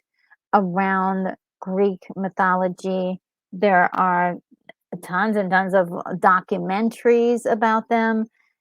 And it's fascinating because the more we ask ourselves about, like, okay, what did these classics and what did this say about this character? What is the true story of Medusa? What happened to her? Why did she end up like this? Yeah. And then you find out the story and you're like, oh, that's pretty pretty horrible. And if you had a writer come in there and say, okay, well, we got this little piece of Medusa, but what if Medusa was a bad chick? She was beautiful and gorgeous, and she was presenting herself as this, this really, pious individual, really wanting to serve Athena, but she was really planning something terrible. And they were like, what I mean? Work in some storylines to help to show different perspectives of what we thought was was true about a character. Maybe it's different. Right. I think there's a lot of room to play with these characters, and we're not playing with them enough. But we're taking older movies and then we're like, oh yeah, we can make it better with special effects. It's not Nope. the special effects that made this movie special. Well, correct. That's all superficial stuff. Those are superficial things. Yeah. And it bothers me. I think that's what's wrong with Star Wars, for one of many examples, where you're like, oh, Star Wars is lightsabers and spaceships and space battles and Jedis and Sith Lords. That's not what Star Wars is. Those are the outer expressions of something more profound underneath the hood. And when you try to patch together just the superficial parts of something, you lose the soul of it. And that's the main problem with most of these IPs at this point, that the people in charge of these IPs are grabbing the outer skin and saying, this is what the franchise is. And it's not, right? It's not at the all. Outer skin, yes. Yeah, well, they're like, what is it that people are seeing on the screen? And they're taking the superficial stuff, like a space battle. So you show ships shooting at each other in space. There's a lot of movies that show ships shooting at each other in space, but there's only one Star Wars. Why? Yes. What's different with Star Wars? Like we were talking about, even with this film. Why? Why does it work? Why does 2010 fail? It's not about the snakes on her head, right? It's not about the jump scares, like you said, with the face turning into like a lion's face or something. There's a lot going on, and the people in charge of these IPs are not asking the right questions about what makes the IP work. And so because they're not asking the right questions, they're not giving themselves the right answers, and they're creating something based on the superficiality of the IPs, and it's just not working. It doesn't have any time. It's not sticking with anybody. But these older films still are. Like you and I can watch this. Oh yeah. 5 years from now and still enjoy the hell out of it.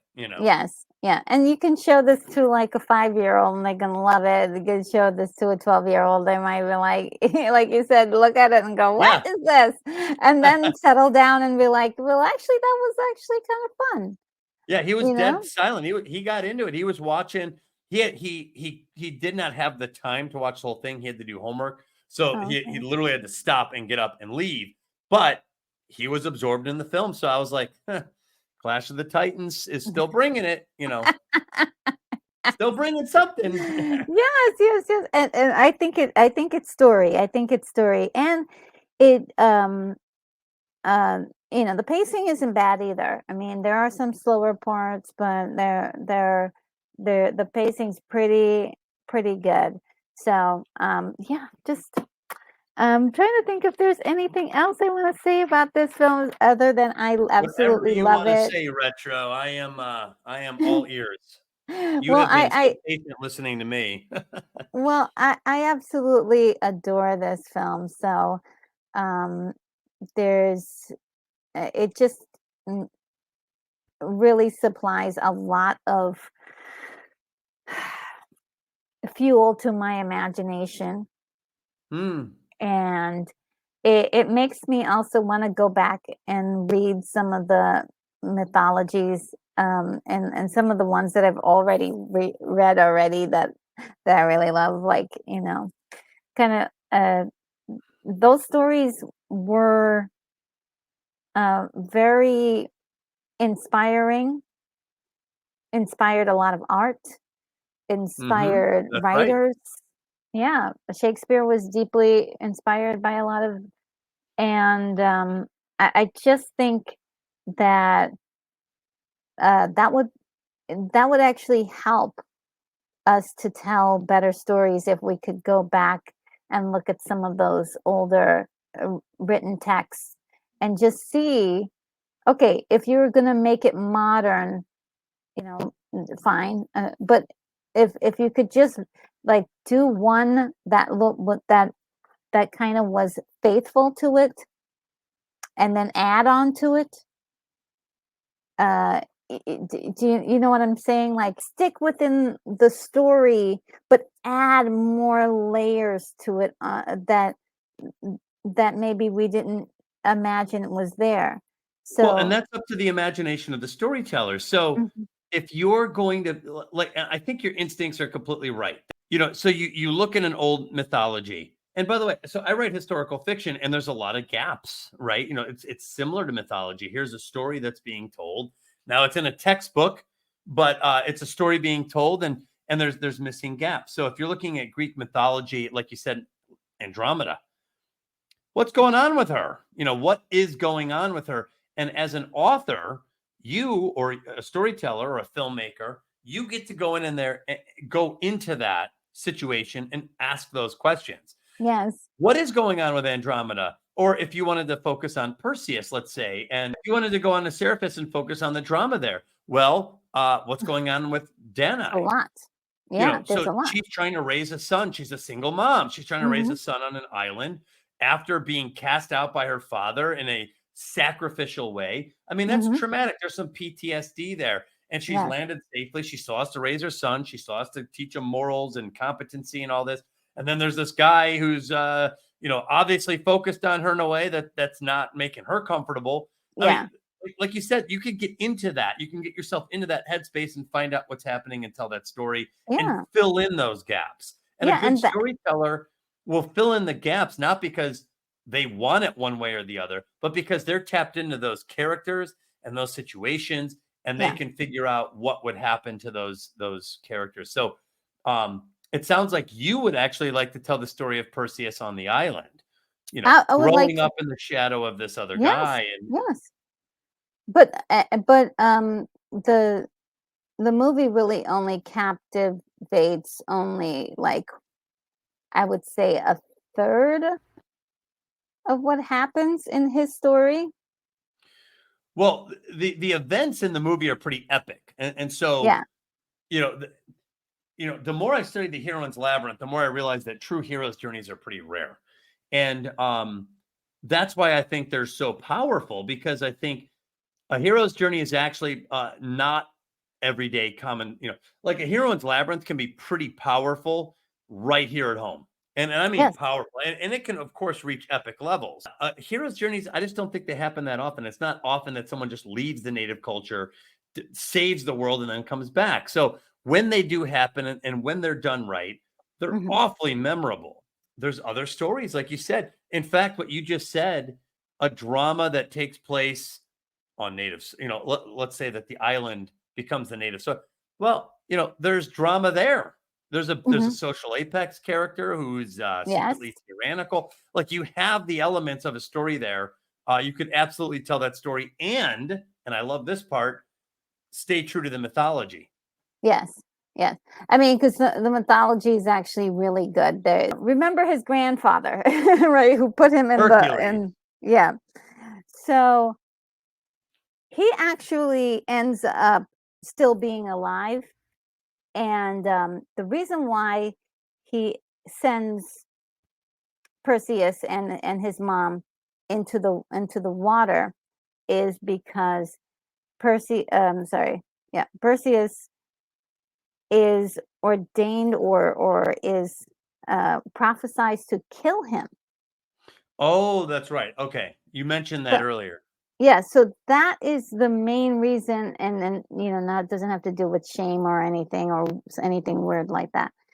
So, which is, I think it was a more powerful reason, but I guess since he's not he wasn't going to be the main, they would have to come back to him later on, and so they were like, the way they wrote him in this story was appropriate, is what I'm saying.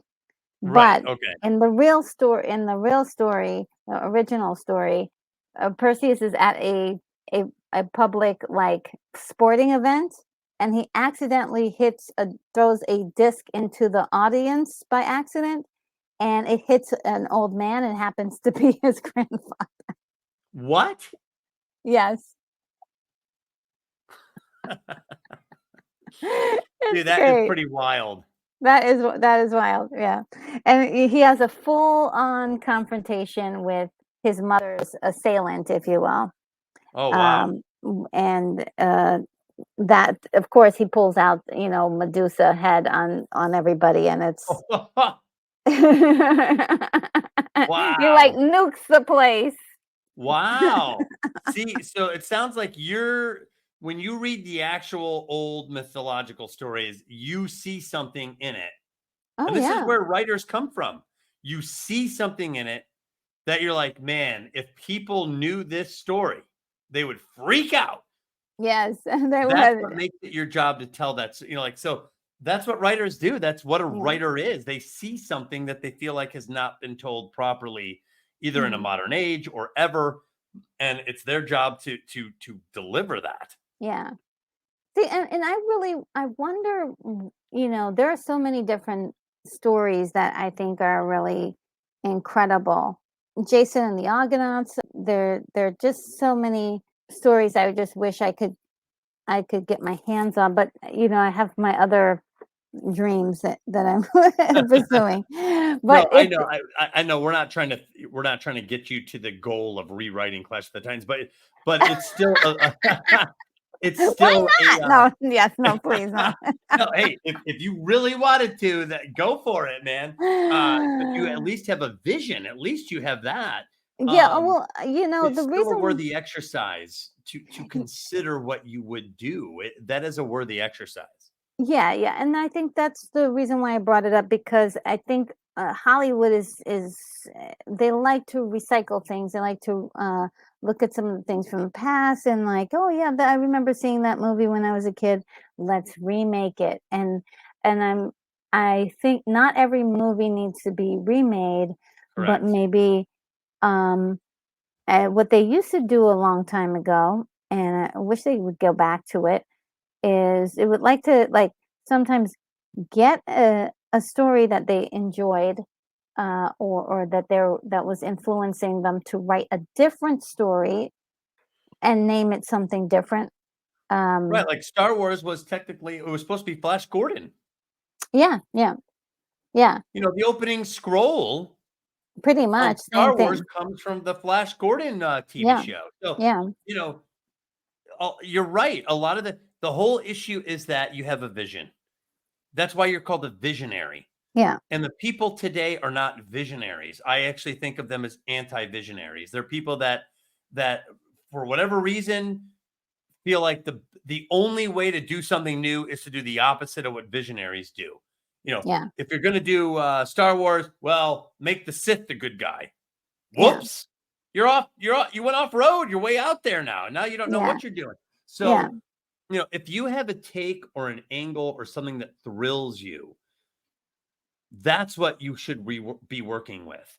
And then find out why it thrilled you, why it thrills others, and then try to deliver on that promise or whatever those answers are. You know?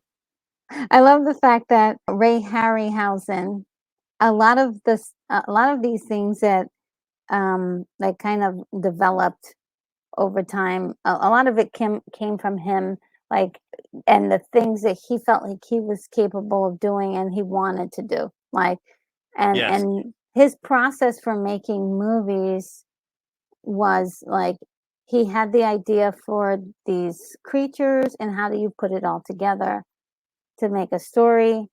And there was a way that they figured out how to do that, and they used these you know, these Greek myths to do that. And I think that's just a fantastic you know, thing that he was able to do at a time when nobody else was really doing it. I mean, there was no one else doing Clash of the Titans or this kind of movie with this big of an idea, right?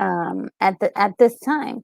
So we did have some fantasy, we did have some sword and sorcery movies, but they just weren't like this. They weren't like epic. This was epic. And the other thing that I have to point to is the art direction in this. And I think the art direction is part of what saves, in a way, the visual effects issues. Okay. You know, like, I don't need to see the Kraken moving to remember you know, what that Kraken looks like. Yes. I don't need to see what Medusa moving around inside the temple looked like to not ever forget Medusa. So, you know, there are some visual things going on. Even when I was rewatching, I was asking myself, like, I was trying to imagine, like, what am I perking up over, like, in any scene at any time? And I realized even the sword and the shield. Oh, yes. And that brown helmet, like all those little objects, I was like perking up when he had, and I was like, you know what? That sword is like super shiny silver, almost like chrome. But it's real. It looked heavy in his hand. Like, it looked like real metal. Like, so I felt like he was holding a real sword. That shield did not look light and flimsy. It looked like real metal. You know, he turned it around and Zeus is in the inside of that shield. So, you know, and by the way, the invisibility effects were actually pretty good in this movie. Even if some of the stop motion by today's standards, you know, is a little obvious. You know, that brown helmet, and when he loses the helmet in the swamp, you feel a sense of loss. That was a real magical item. Bubo flying in. So I felt like everything did look like you could touch it, and like that it was real. And I don't know, there's a thrill to that to me. You know, there's a thrill there. And if you think about all of the little details that you just mentioned, they do they do matter. They do matter. One of the gifts from the gods that they didn't feature in the movie were Hermes's sandals with wings on it. Really? Yeah, so I can imagine, like, I could see how they could get into some trouble trying to get that to work visually. Yikes. With the winged sandals. Yeah, I could see axing that pretty quick. Yeah, it's not something that even today, I think I've seen one kind of example of it, and I was like, it's not quite working. Yeah, but I'm actually kicking it around in my mind, and I'm not seeing anything that would make me get excited. Like, ooh, I've got it. Like, yeah, I got it. Like, I'll do this. People will love this. Like, no, I feel like remember like Iron Man, the first time he gets up and it's like, yeah, he's yeah. like hanging out. I couldn't even make that work because the way the sandals are, it's only your feet. I don't know. I think that'd be a tough one to pull off. That is a tough one to pull off, and you couldn't like have your feet together because you need space for the wings to be. Yeah, that one we'll move on from. That's an example of something from mythology that just doesn't translate to film. So sometimes you're like, why did they change this? Or this never existed. How come it's in the movie? Or some of the mythology just does not translate well. And I think that's at least part of the answer. Yeah. And I don't have a problem with the fact that that's not in the movie. You know what I mean? Like, I'm like, okay, I get it. And Hermes is a hard one. Because you really, the only way to make it work is if he's like floating everywhere. It just is like one of the most awkwardest like things to try to. But that's an opportunity too. Like, if you know it's not going to work as is, okay, this is a good example of reimagining something.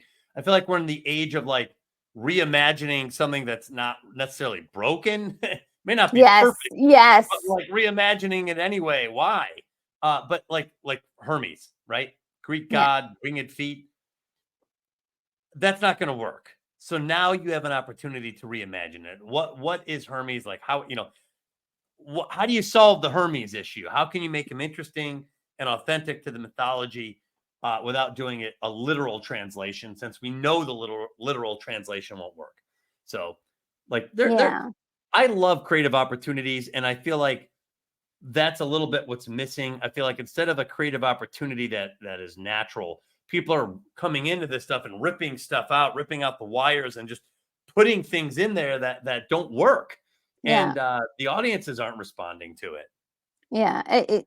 There's unfortunately that is a big problem, and the 2010 movie, like as we were saying before, was not a problem, but they kind of went I think they went overboard with the special effects, to be honest. It's like I think they had in their minds like, oh, wouldn't it be nice to do Clash of the Titans again, but with better special effects?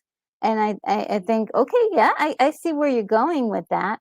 Right. But then it went, they did change the story quite a bit too. I mean, they really made a lot of big changes, which was I remember watching it and being like, this is watchable. Yeah, it was watchable. I might not ever watch it again though at the same time. Whereas this one I will, and I have, and I did, and I loved it. So there is a reward to this movie, and I do think it's because of excellent storytelling. Yes, the reward. I mean, you definitely feel like at the end you're like, yeah. Well, you asked it. You put up the image of Perseus holding up Medusa's head. The eyes were green, and you said, "Why? Why does this excite us?" And it's good storytelling, and we answered it. We tried to like work our way through it, but ultimately it's good storytelling, and it's not better special effects that made it work. So when I hear someone say better special effects or something that's a non-creative issue, then I know that they might not hit that target, because art is not about the superficial things. It's about the deeper things. So if you're going to change something, so like when you said to me early on in this conversation, Doug, I read the actual mythology, and I think that's actually pretty interesting. No, it's really good. You just said that you found an angle on this story that you don't think people know about, especially the way you like it's striking you. So like something like that is a creative thing. And the only reason you brought it up is because it hit you in a way that you're like, huh, that's pretty cool. So you had a reaction to it, and that reaction is what you wanted to share with other people. And so when you tell me you wanted to make the movie in that light, It's because you wanted to generate that reaction in other viewers. That's a creative decision. Yeah. That's what I like. Those are the things that excite me, not just better special effects. Yeah. I mean, myself, I like something that looks fantastic, but I also can do a lot when it comes to the imagination. In fact, a person sitting in a room, reading a book, telling a story, I can do a lot of the imagination work on my own. It just depends on how do you grab that audience member to say, like, oh wow, I'm going to stick around till the end of this. Well, that's the risk, though, I think, as a creative person, that you see something that you think is exciting to you personally. Yes. And when you think about it, you're like, man, if people knew about this, they would find it exciting too. Yes. And then you take the risk of telling the story in the way that you think would excite people, and then you accept the reaction of the public. I think that's just part of being an artist. And you will do good, you will do great, and you will do bad. Like, I don't think there's any artist that has never failed. Like, you're going to produce bad art, you're going to do things that don't excite, you're going to create the art that didn't really come out the way you wanted it. The way you saw it. Like, all of these things are possible, but I think an artist has to do it anyway.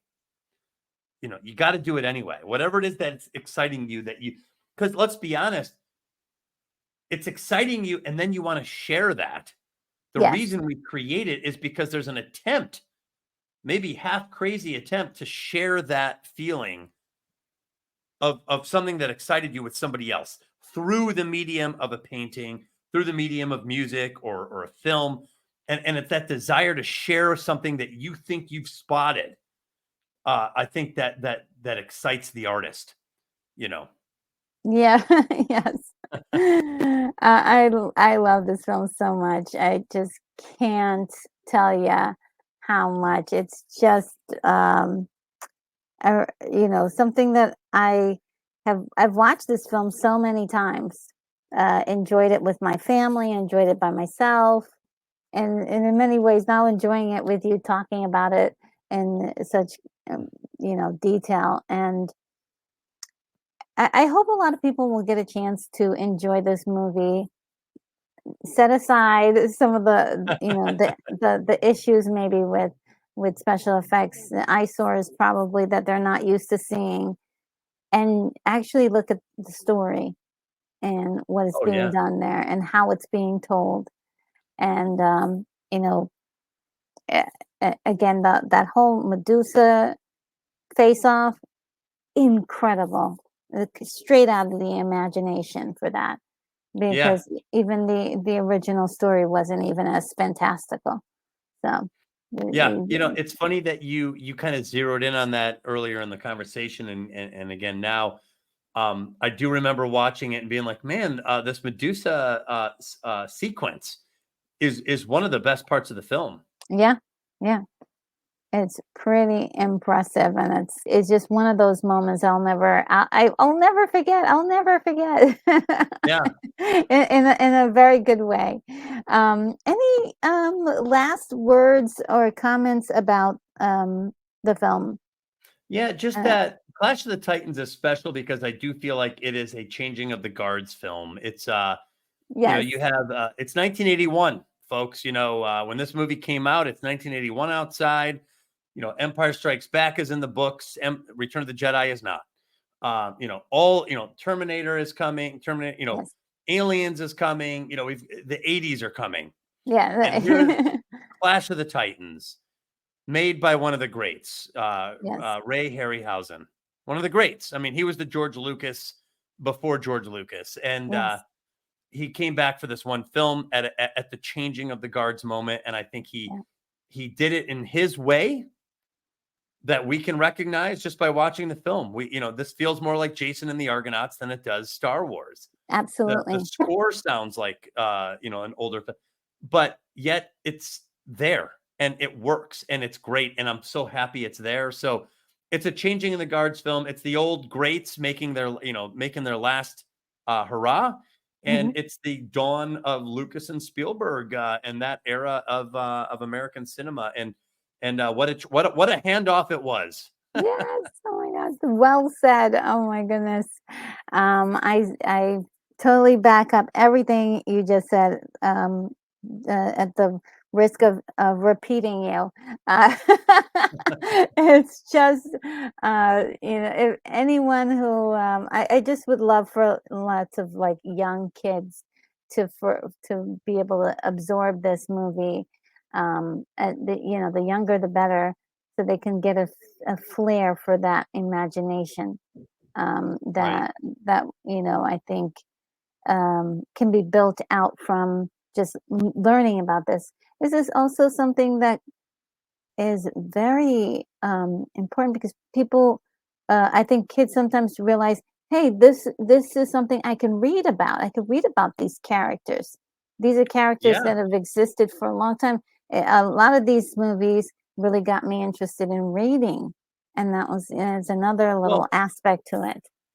Right. Like, how fun is it to go on to Wikipedia and bam, there's Perseus. And he goes back, thousands of years, and he's got all these stories. And like you said, you started reading his stories and you're like, oh my God, these are even more interesting than some of the stuff I saw in the movie. Why did they make a movie out of this? So yes, there is a thrill to finding real world connections to some of these amazing images we've seen in the movies. Yeah, so good, so good. Any anything happening with you, Doug? Anything that we should know about what's Well, this happening was for the you? big happening of the week, talking about Clash of Titans with you. You and I are going to watch The Shining. The Shining, Watch yeah. party there. That's it for now. I'll take it, and if anything crazy comes up, then I'll grab the football and run. Yes, and so yes, and Doug's website is going to be in the description, as along with links to his book and also a link to his Twitter account as well. So, Yes. so people can reach out to you if they want to talk to you. If you'd like me to make more videos like this, please do like, comment, or subscribe. Either one will help the channel greatly. But also, YouTube is going to suggest a video for you to watch. Without further ado, I bid you adieu, and I'll see you again real soon.